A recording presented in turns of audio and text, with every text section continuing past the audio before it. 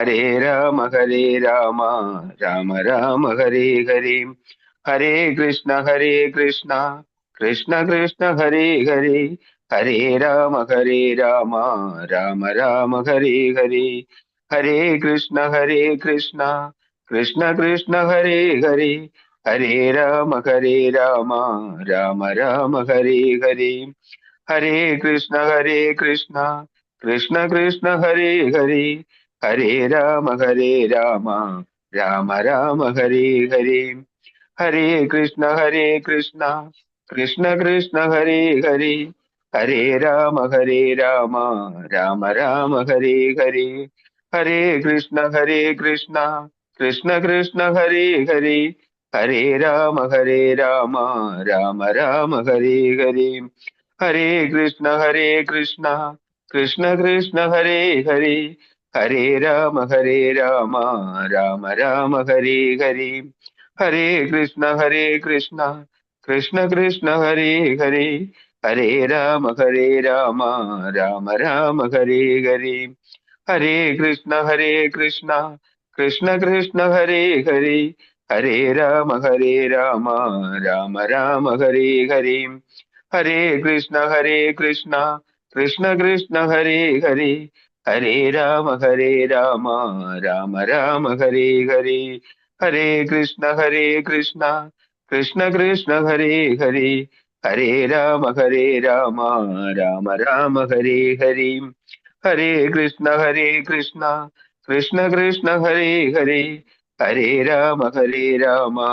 രാമ രാമ ഹരേ ഹരേ. ഹരേ കൃഷ്ണ കൃഷ്ണ കൃഷ്ണ ഹരേ ഹരേ. ഹരേ രാമ രാമ രാമ ഹരേ ഹരേ. ഹരേ കൃഷ്ണ കൃഷ്ണ കൃഷ്ണ ഹരേ ഹരേ. ഹരേ രാമ രാമ രാമ ഹരേ ഹരേ. ഹരേ കൃഷ്ണ കൃഷ്ണ കൃഷ്ണ ഹരേ ഹരേ. ഹരേ രാമ രാമ രാമ ഹരേ ഹരേ. ഹരേ കൃഷ്ണ കൃഷ്ണ കൃഷ്ണ ഹരേ ഹരേ. ഹരേ ഹരേ ഹരേ രാമ രാമ ഹരേ ഹരേ. ഹരേ കൃഷ്ണ പ്രഭു. ഹരേ കൃഷ്ണ. പ്രണാമം. Thank you പ്രഭു. ഹരേ കൃഷ്ണ. ഹരേ കൃഷ്ണ പ്രണാമം പ്രഭു. പ്രഭുജി. ഹരേ കൃഷ്ണ. ഹരേ കൃഷ്ണ. എല്ലാവർക്കും പ്രണാമം. ഹരേ കൃഷ്ണ. ഹരേ കൃഷ്ണ. നമുക്കപ്പോൾ ക്ലാസ്സിലേക്ക് കിടക്കാം. ഓം നമോ ഭഗവതേ വാസുദേവായ. ഓം നമോ ഭഗവതേ വാസുദേവായ. ഓം നമോ ഭഗവതേ വാസുദേവായ. ഓം നമോ ഭഗവതേ വാസുദേവായ. നാരായണം നമസ്കൃത്യം നരം ചൈവ നരോത്തമം ദേവീം സരസ്വതിം വ്യാസം തതോ ജയമുദിരയേത് നഷ്ടപ്രായേഷു ഭദ്രേഷു നിത്യം ഭാഗവത സേവയാ ഭാഗവതേ ഉത്തമശ്ലോകേ ഭക്തിർഭവതി നഷ്ടകേ മൂകം കരോതി വാചാലം പങ്കും ലംഘയതേ കൃതി മൂകം കരോതി വാചാലം പങ്കും ലംഘയതേ ഗിരി യത്കൃപതമഹം വന്ദേ പരമാനന്ദമാധവം. ശ്രീഗുരും ദീനതാരിണം ശ്രീചൈതന്യമീശ്വരം ജ്ഞാനതിമിരാന്തസ്യ ജ്ഞാനാഞ്ജലശലാകയ ചക്ഷുർമിലിതം യേന തസ്മൈ ശ്രീഗുരുവേ നമഃ. ശ്രീചൈതന്യം മനോഭീഷ്ടം സ്ഥാപിതം യേന ഭൂതലേ സ്വയം രൂപകഥാ മഹ്യം തദാതി സഭാന്തികം വന്ദേഹം ശ്രീഗുരു ശ്രീയുതപദകമലം ശ്രീഗുരും വൈഷ്ണവാംശ ശ്രീരൂപം സാഗരജാതം സഹന രഘുനാഥാനിധം തം സജീവം സാദേവം സാവധൂതം പരിജനസഹിതം കൃഷ്ണ ചൈതന്യദേവം ശ്രീരാധാ കൃഷ്ണപാദാൻ സഹന ലളിതാ ശ്രീവിശാഖാനിം തം ച ഹേ കൃഷ്ണ കരുണാ സിന്ധോ ദീനബന്ധോ ജഗത്പദേ ഗോപേശ ഗോപികാന്ത രാധാകാന്ത നമസ്തുതേ തപ്തകാഞ്ചന ഗൗരാംഗേ രാധേ വൃന്ദാവനേശ്വരി വൃഷഭാനുസുതേ ദേവി പ്രണമാമി ഹരിപ്രിയേ. വാഞ്ചാകൽപതരൂപേച്ഛ കൃപാ സിന്ധിഭ്യേവ ച പതിനാം പാവനേഭ്യോ വൈഷ്ണവേഭ്യോ നമോ നമഃ. നമോ വിഷ്ണുപാദായ കൃഷ്ണപ്രേഷ്ഠായ ഭൂതലേ ശ്രീമതേ ഭക്തിവേദാന്ത സ്വാമിന്നിധി നാമിനേ. നമസ്തേ സാരസദേവേ ഗൗരവാണി പ്രചാരിണേ നിർവിശേഷശൂന്യവാദി പാശ്ചാത്യദേശധാരിണേ. ജയ ശ്രീകൃഷ്ണ ചൈതന്യ പ്രഭു നിത്യാനന്ദ ശ്രീ അദ്വൈത ഗദാധര ശ്രീവാസാദി ഗൗരഭക്തവൃന്ദ. ഹരേ കൃഷ്ണ കൃഷ്ണ കൃഷ്ണ ഹരേ ഹരേ. ഹരേ രാമ രാമ രാമ ഹരേ ഹരേ, ഹരേ കൃഷ്ണ കൃഷ്ണ കൃഷ്ണ ഹരേ ഹരേ, ഹരേ രാമ രാമ രാമ ഹരേ ഹരേ, ഹരേ കൃഷ്ണ കൃഷ്ണ കൃഷ്ണ ഹരേ ഹരേ, ഹരേ രാമ രാമ ഹരേ ഹരേ. ഹരേ കൃഷ്ണ. പ്രഭാതിക്ക് ജയ ഗുരുദേവ് ജയ അനന്തകോടി വൈഷ്ണവ ഭക്തർക്ക് ജയ്. ഹരേ കൃഷ്ണ. എല്ലാവർക്കും പ്രണാമം. ഇന്ന് കുറച്ച് എല്ലാവരും ക്രിസ്മസിലായിരിക്കും തോന്നുന്നുണ്ട് അല്ലേ ഹരേ കൃഷ്ണ? രണ്ടു മൂന്ന് പേര് ലീവ് പറഞ്ഞായിരുന്നു പ്രഭുജി. ഹരേ ഹരേ കൃഷ്ണ.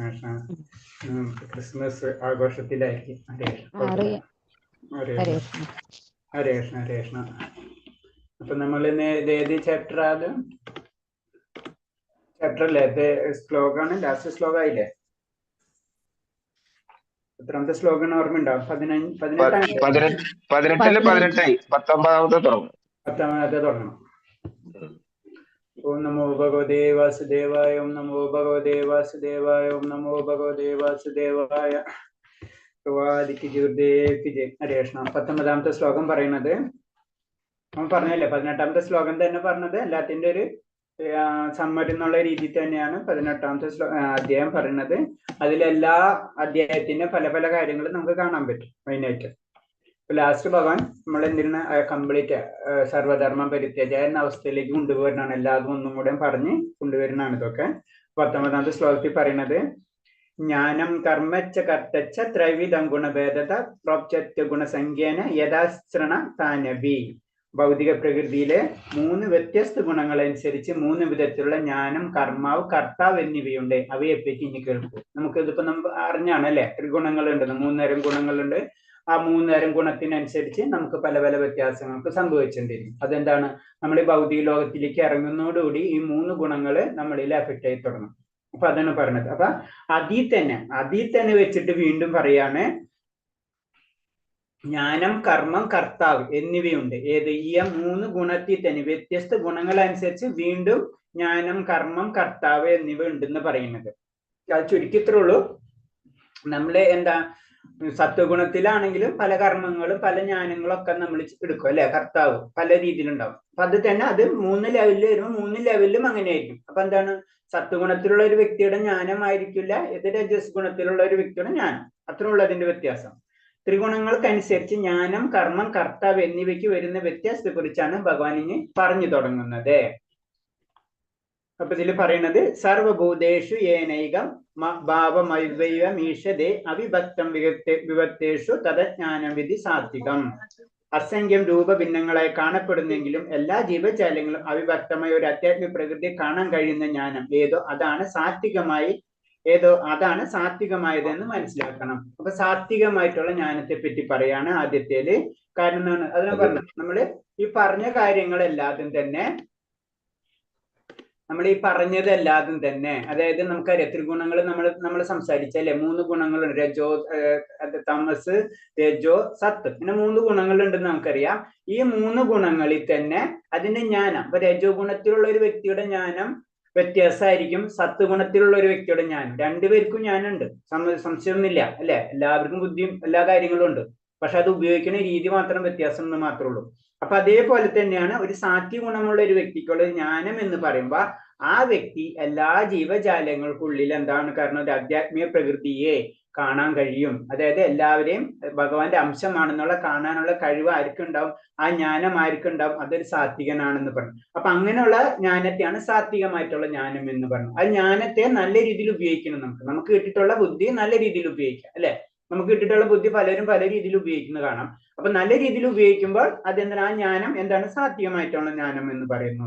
അതിലൊന്നുകൂടെ പറയുമ്പോൾ മദ്യാവനാകട്ടെ, മനുഷ്യനാകട്ടെ, പക്ഷിമൃഗങ്ങളോ ജലജന്തുവോ വെറും സസ്യങ്ങളാവട്ടെ, സർവ്വജീവികളിലും ഒരേ ജീവാത്മാവിനെ കാണുന്ന കഴിയുന്ന വ്യക്തിക്ക് സാത്വിക ജ്ഞാനമുണ്ട്. സാത്വിക ജ്ഞാനം എന്ന് പറഞ്ഞത് എല്ലാ ജീവജാലങ്ങളിലും പരമാത്മാവ് ഉണ്ട് എന്നുള്ള അറിവ്, അതേപോലെ കാണാനുമുള്ള ഒരു കഴിവ്, അതാണ് പറഞ്ഞത്. പിന്നെ ആ വ്യക്തിക്ക് ഒരു കാര്യം കൂടെ മനസ്സിലാവും, എല്ലാ ജീവസത്തകളിലും ഒരേ ആത്മചൈതന്യം നിലകൊള്ളുന്നു. പൂർവ്വകർമ്മങ്ങൾ അനുസരിച്ച് അവ വിവിധ ശരീരങ്ങൾ എടുക്കുന്നു എന്നേ ഉള്ളൂ. അപ്പൊ നമ്മൾ എന്താണ്, നമ്മളെ പൂർവ്വ കർമ്മങ്ങൾക്കനുസരിച്ചാണ് നമുക്ക് ആനയായാലും നായയായാലും മനുഷ്യ ശരീരം തന്നെ, മനുഷ്യ ശരീരം ഇപ്പൊ പലരും പല ജീവിത സാഹചര്യത്തിലാണ് അല്ലെ ജനിക്കുന്നത്. അതിനൊക്കെ കാരണം എന്ന് പറഞ്ഞത് പൂർവ്വ ജന്മങ്ങളാണ്. പക്ഷെ എല്ലാവരുടെ ഉള്ളിലുള്ള ആ ചൈതന്യം എന്ന് പറയുന്നത് പരമാത്മാവിന്റെ ചൈതന്യമാണെന്ന് മനസ്സിലാക്കുന്ന ആ വ്യക്തിക്ക് ആ ജ്ഞാനത്തെയാണ് സാത്വികമായിട്ടുള്ള ജ്ഞാനം എന്ന് പറയുന്നത്. ഈ ജ്ഞാനം, അതായത് ഈ ചൈതന്യത്തെ പറ്റി നമുക്കറിയാം അല്ലെ, നമ്മളിലുള്ള ജീവാത്മാവായാലും പരമാത്മാവാണെങ്കിലും അത് അനിശ്ചരമാണ്, അതൊരിക്കലും നശിക്കാൻ പറ്റില്ല. നമ്മൾ ആത്മാവിനെ നശിപ്പിക്കാൻ നമുക്ക് പറ്റില്ല. ശരീരം എന്ന് പറഞ്ഞാൽ നശിക്കുന്നതാണ്. അപ്പൊ അതുകൊണ്ട് ശരീരം നശിക്കും, വേറെ അടുത്ത ശരീരത്തിൽ കടക്കുന്നു മാത്രമേ ഉള്ളൂ. ഈ ജ്ഞാനം കിട്ടുന്ന വ്യക്തിയാണ് ശരിക്കും സാത്വികമായിട്ടുള്ള ജ്ഞാനി എന്ന് പറയുന്നത്. അടുത്ത ശ്ലോകം. പൃഥക്തേന തുര്യജ്ഞാനം നാനഭാവം പൃഥക്തിദാൻ വേദി സർവേഷു ഭൂതേഷു തദജ്ഞാനം വിധി രാജസം. ഓരോ ശരീരത്തിനും വെവ്വേറെ തരത്തിലുള്ള ഓരോ ജീവാത്മാവ് കുടിക്കൊള്ളുന്നെന്ന് തോന്നിക്കുന്ന ജ്ഞാനം രാജസികമാണെന്ന് മനസ്സിലാക്കണം.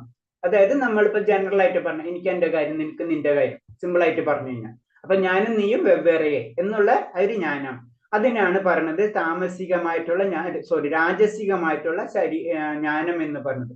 അതായത് ചുരുക്കി പറഞ്ഞ ഭൗതികമായിട്ടുള്ള ചിന്താഗതി, നമ്മളെല്ലാവരുള്ള ഭൗതികമായിട്ടുള്ള ചിന്താഗതി, ആ ജ്ഞാനത്തെയാണ് പറഞ്ഞത് എന്താണ് രാജസികമായിട്ടുള്ള ജ്ഞാനം എന്ന് പറഞ്ഞത്. ഭൗതിക ശരീരം ജീവാത്മാവെന്നും ദേഹദാശത്തോടെ ബോധം നഷ്ടപ്പെടുന്നുള്ള അറിവ് രജോ ഗുണത്തിലാണ്. അതായത് നമ്മളെ ശരീരം തന്നെയാണ് അവിടെ ആത്മാവ്. നമ്മുടെ ശരീരം നശിക്കുന്നവരുടെ എല്ലാതും നശിച്ചു പോകുന്നു. അപ്പൊ അങ്ങനെ വരുമ്പോഴാണല്ലേ ഞാനും നീയും വെവ്വേറെയാവുന്നത്. അതാണ് അങ്ങനത്തുള്ള ചിന്താഗതി, അങ്ങനത്തുള്ള ജ്ഞാനത്തെയാണ് രാജസികമായിട്ടുള്ള ജ്ഞാനം എന്ന് പറയുന്നത്. അടുത്ത ശ്ലോകം. യത്തത് കൃഷ്ണവേദകസ്മിൻ കാര്യസക്തമഹേതുകം അതപ്തപ്തദപ്തലപ്തം ച തദാസതാമസമുദാഹൃതം. കാരണം കൂടാതെയും സത്യജ്ഞാനം നേടാതെയും എല്ലാം അത് തന്നെയാണെന്ന് കരുതി നിസ്സാര കാര്യത്തിൽ അതീവ താല്പര്യം കൊള്ളുന്ന അറിവ് തമോ ഗുണമാണ്. അപ്പൊ സാധാരണ വേറൊരു രീതി പറയണമെന്ന് വെച്ച് കഴിഞ്ഞാല്, സത്യം അറിയാത്ത വ്യക്തികൾ, ഞാൻ എന്താണ്, ഞാൻ എന്താ ചെയ്യണമെന്നൊന്നും അറിയാത്ത വ്യക്തികള്, എല്ലാതും അത് തന്നെ, ചെറിയ കാര്യങ്ങൾക്ക് വേണ്ടി അതിനു വേണ്ടി നിലനിൽക്കുന്ന ആ ജ്ഞാനം, നമുക്ക് ചെറിയ ചെറിയ കാര്യങ്ങൾ, തമോ ഗുണം എന്ന് പറയുമ്പോൾ അങ്ങനെയായിരിക്കും. തമോ ഗുണത്തിലുള്ള ജ്ഞാനം, ആ വ്യക്തിക്ക് ജ്ഞാനമുണ്ട്, പക്ഷെ എന്താണ് സംഭവിക്കുന്നത്, ആ ജ്ഞാനം ആ ചെറിയ ചെറിയ കാര്യങ്ങൾക്ക് വേണ്ടിയാണ് ഉപയോഗിക്കുന്നത് വെച്ച് കഴിഞ്ഞാൽ ആ വ്യക്തിയുടെ ജ്ഞാനം തമോ ഗുണമാണ്. ഒരു സാധാരണക്കാരന്റെ ജ്ഞാനം എല്ലായ്പ്പോഴും തമോ ഗുണത്തിലാണ്. അപ്പൊ ജനറൽ ആയിട്ട് തമോ ഗുണത്തിലാണെന്ന് പറയാൻ കഴിഞ്ഞാൽ നമുക്ക് ചെറിയ ചെറിയ കാര്യങ്ങൾ ചെയ്തു പോകണം അല്ലെ, നമ്മുടെ ചിന്താഗതി എന്താണ്, ഇന്നും നാളെ ജീവിതത്തിൽ തീർക്കാമെന്നാണ്. അപ്പൊ അങ്ങനെ വരുമ്പോ ആ ജ്ഞാനം തമോ ഗുണത്തിലാണെന്ന് പറഞ്ഞത്. കാരണം ബദ്ധമായ ജീവിതത്തിൽ എല്ലാവരും തമോ ഗുണത്തിലാണ് ജനിക്കുന്നത് അല്ലെ. നമ്മൾ ജനനം പറയുമ്പോൾ എന്താണ്, ശൂദ്രനായിട്ട് ജനിക്കുന്നത് ജനറൽ ആയിട്ട് പറയും. അല്ലെങ്കിൽ നമ്മൾ മൃഗീയമായ വാസന എപ്പോഴും നമുക്ക് നിലനിൽക്കുന്നുണ്ട് അല്ലെ. മൃഗത്തിന് എന്താണ്, ജസ്റ്റ് അന്നത്തെ ജീവിതം അല്ലെ, കഴിക്കുക, ഉറങ്ങുക, അങ്ങനത്തെ ഉള്ള കാര്യങ്ങൾ മാത്രമേ ഉള്ളൂ. അതേ രീതിയിലുള്ള ജീവിതം, അതേ രീതിയിലുള്ള ജ്ഞാനം, അത്രയും ജ്ഞാനം, നമ്മുടെ ജ്ഞാനം അതിനു വേണ്ടി മാത്രം ഉപയോഗിക്കുമ്പോൾ ആ ജ്ഞാനത്തെ എന്താണ് തമോ ഗുണമായിട്ടുള്ള ജ്ഞാനം എന്ന് പറയുന്നു. അപ്പൊ അവര് എന്താ വെച്ചാൽ പ്രാമാണികരിൽ നിന്നോ ധർമ്മശാസ്ത്രങ്ങളിൽ നിന്നും ജ്ഞാനം സമ്പാദിക്കാനാവാത്ത ഒരാളുടെ അറിവ് ശരീരത്തിന് അപ്പുറം പോകില്ല. അപ്പൊ ആ അറിവ് എപ്പോഴും ശരീരത്തിനുള്ളിൽ മാത്രം നിൽക്കുന്നതാണ്. കാരണം നമ്മൾ അതിന്റെ അപ്പുറത്തേക്ക് ഞാൻ ആരാണോ എന്ന് ചിന്തിക്കുന്ന ഒരു അവസ്ഥയിലേക്ക് പോകില്ല. ആ അവസ്ഥയ്ക്ക് പോകണമെങ്കിൽ എന്താണ്, നമ്മളെന്ന ധർമ്മശാസ്ത്രങ്ങളിൽ നിന്നോ പ്രാമാണികരിൽ നിന്നോ നമ്മൾ പഠിക്കണം. അതിനടക്കം തയ്യാറാവില്ല. നമ്മുടെ ആ ഇതിൽ തന്നെ നിൽക്കുന്ന ഒരു അവസ്ഥ. അയാൾക്ക് ധനം തന്നെയായിരിക്കും ഈശ്വരൻ, അറിവ് എന്ന ശരീര ആവശ്യങ്ങൾ നിറവേറ്റുന്നതും. അപ്പൊ അങ്ങനത്തെ ഒരു അവസ്ഥ, നമ്മളെ കാര്യം നടത്തുക, ശരീര ആവശ്യങ്ങൾക്ക് നടത്താൻ വേണ്ടി മാത്രം നമ്മളെ ബുദ്ധി ഉപയോഗിക്കുക, ജ്ഞാനത്തെ ഉപയോഗിക്കുക. ആ ജ്ഞാനത്തെ എന്താ പറയുന്നത്, താമസികമായിട്ടുള്ള ജ്ഞാനം എന്ന് പറയുന്നത്. അതായത് ചുരുക്കി പറഞ്ഞു കഴിഞ്ഞാൽ ആ ജ്ഞാനം എന്ന് പറഞ്ഞത് മൃഗങ്ങൾക്കും നമുക്കും ഉണ്ടാവും, രണ്ടുപേർക്കും സെയിം തന്നെയാണ്. ആ ലെവലിൽ ചിന്തിക്കുക, അത്രേ ഉള്ളൂ എന്ന് വെച്ച് കഴിഞ്ഞാൽ ആ ജ്ഞാനത്തെ താമസികമായിട്ടുള്ള ജ്ഞാനം എന്ന് പറയുന്നു. നിയതം സംഗരഹിത ആരാഗദേശദാകൃതം അഫലപ്രപ്സുന്ന കർമ്മ യഥ സദാസ്തികമുച്യതേ. അനാസക്തമായും രാഗദോഷരഹിതമായും ബലാശക്തി കൂടാതെയും നിയന്ത്രണങ്ങൾക്ക് വിധത്തിൽ ചെയ്യുന്ന കർമ്മം സാത്വികമായിട്ടുള്ള കർമ്മം എന്ന് പറയുന്നു. ഇനി കർമ്മത്തെ പറ്റി പറയുന്നു. അപ്പൊ ഞാൻ പറഞ്ഞില്ല, കഴിഞ്ഞ മുന്നത്തെ അധ്യായത്തില് നമ്മൾ ത്രികോണങ്ങളെ പറ്റി ഡീറ്റെയിൽ ആയിട്ട് പഠിച്ചു. അതിൽ നമ്മൾ പല കാര്യങ്ങളും പറഞ്ഞു പോകുന്നുണ്ട്, അത് തന്നെ ഇതിലും വരുന്നുണ്ട്. അപ്പൊ ഇതില് ഇനി ഇതിന് നമ്മള് ജ്ഞാനത്തെ പറ്റി പറഞ്ഞു, ഇനി ജ്ഞാനത്തിനെ പറ്റിയിട്ടുള്ള സാത്വികമായിട്ടുള്ള ഗുണങ്ങളെ പറ്റി പറഞ്ഞു, ഇനി കർമ്മത്തെ പറ്റി പറഞ്ഞു. നമ്മൾ എന്ത് ചെയ്യുന്ന കാര്യങ്ങൾ ചെയ്യുന്നത്, ആ ചെയ്യുന്ന കാര്യത്തെ പറയുന്നതാണ്. ഇതേപോലെ തന്നെ അനാസക്തി കൂടാതെയോ രാഗദോഷങ്ങൾ രഹിതമായോ അങ്ങനെ ചെയ്യുന്ന കർമ്മങ്ങളൊക്കെ എന്താണ് സാത്വികമായിട്ടുള്ള കർമ്മങ്ങൾ എന്ന് പറയുന്നത്. അവിടെ എന്താണ് ഭഗവത് പ്രീതിക്ക് വേണ്ടി കൃഷ്ണബോധത്തോടു കൂടി കർത്തൃത്വം അവകാശം നമ്മൾ എന്ത് ചെയ്യുമ്പോഴും അത് ഞാനാണ് ചെയ്തെന്ന എനിക്ക് വേണ്ടി അങ്ങനൊന്നും ഒരു ചിന്താഗതി ഇല്ലാതെ ആത്മസാക്ഷാത്കാരത്തിന് വേണ്ടിയോ അല്ലെങ്കിൽ ആത്മീയ കാര്യങ്ങൾക്കൊക്കെ വേണ്ടി ദോഷരഹിതമായ അനാസക്തി അതിലൊന്നും പ്രതീക്ഷിക്കാതെ അങ്ങനെ ചെയ്യുന്ന എന്ത് കർമ്മമാണെങ്കിൽ അത് സാത്വികമായിട്ടുള്ള കർമ്മത്തിലേക്ക് വരും എന്ന് പറയുന്നത്. അടുത്ത ശ്ലോകം യദു കാമവസന കർമ്മ സഹങ്കാരേണ വാമുന ക്രിയതേ ബഹുലായസം രാജസമുദാഹൃതം. തന്റെ ആഗ്രഹം നിറവേറ്റാനായോ മിഥ്യാഹംഭാവം കൊണ്ടോ ഏറെ പ്രയാസപ്പെട്ട് ചെയ്യുന്ന കർമ്മമാണ് രാജസ കർമ്മം. രാജസ കർമ്മം എന്ന് പറയുമ്പോൾ നമ്മൾ സിമ്പിൾ ആയിട്ട് ചിന്തിച്ചാൽ മതി, സെൽഫിഷ്. നമ്മുടെ സ്വന്തം കാര്യത്തിന് വേണ്ടി നമ്മൾ എന്തൊരു കാര്യം ചെയ്യുന്നു വെച്ച് കഴിഞ്ഞാൽ അതിനെന്തിട്ട് പറയാം, രാജസീയമായിട്ടുള്ള കർമ്മം എന്ന് പറയുന്നു. അടുത്തത് അനുബന്ധം ക്ഷയം ഹിംസ അന്യാപേക്ഷ പൗരഷം മോഹദാരപ്യതേ കർമ്മ താമസമുച്ചതേ. തുടർന്നുണ്ടാകുന്ന കെട്ടുപാടുകളുടെയോ അന്യർക്കുണ്ടാകുന്ന നാശത്തെയോ ക്ലേശങ്ങളെയോ അവഗണിച്ച് ശാസ്ത്ര നിർദ്ദേശങ്ങൾക്കെതിരെയും വ്യാമോഹം മൂലം ചെയ്യുന്ന കർമ്മം എത്ര താമസം. നമ്മൾ ചെയ്യുന്ന കർമ്മം അതെന്താണ് മറ്റുള്ളവർക്ക് ക്ലേശം ഉണ്ടാക്കുന്നതായിരിക്കും, പിന്നെ ശാസ്ത്ര നിർദ്ദേശങ്ങൾ അവഗണിക്കുന്നതായിരിക്കും, അങ്ങനൊക്കെ വരുന്നത്. തുടർന്ന് ആ ഒരു കാര്യം ചെയ്തു കഴിഞ്ഞാൽ അതിന്റെ പിറകിൽ പിന്നെയും പല പല പ്രശ്നങ്ങൾ നമുക്ക് ഉണ്ടാവും.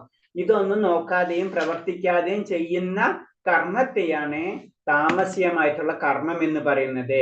അത് അങ്ങനെ വരുമ്പോൾ എന്താണ്, അത് ചുമതല ബോധമില്ലാത്ത കർമ്മം അല്ലെ. നമുക്ക് എന്താ ചെയ്യണമെന്ന് അറിയില്ല, അത് ചെയ്തു കഴിഞ്ഞാൽ എന്ത് സംഭവിക്കുമെന്ന് അറിയില്ല. അതേ രീതിയിൽ അപ്പൊ എന്താണ് അതിലെന്താണ് നമ്മളെ രീതിയിൽ പറഞ്ഞാൽ നമുക്ക് കുറച്ച് സംസ്കാരങ്ങൾ ഉണ്ടല്ലോ, ആ സംസ്കാരങ്ങളിൽ നിന്ന് മാറി അതാണ് വേദ നിർദ്ദേശങ്ങൾ അടങ്ങിയ അതിനൊക്കെ നശിപ്പിക്കുക, അതിന്റെ നേരെ ഓപ്പോസിറ്റ് ചെയ്യാം. അതെന്താണ് അവ ചെയ്യുമ്പോൾ എന്താണ്, അതൊക്കെ ചെയ്യുമ്പോൾ നമുക്ക് മാത്രമല്ല മറ്റുള്ളവർക്കും ബുദ്ധിമുട്ടുണ്ടാവും. ഇത്തരമുള്ള കർമ്മങ്ങളെയാണ് താമസികമായിട്ടുള്ള കർമ്മം എന്ന് പറയുന്നത്. ചെയ്യുന്ന പ്രവൃത്തിയാണല്ലേ കർമ്മം എന്ന് പറയുന്നത്. അടുത്ത ശ്ലോകം മുക്ത സംഖ്യേന ഹംവാദി ത്രിദുത്സാഹസമുന്നതാ സിദ്ധോർ നിർവികാര കർത്താ സാത്വികമുച്യതേ.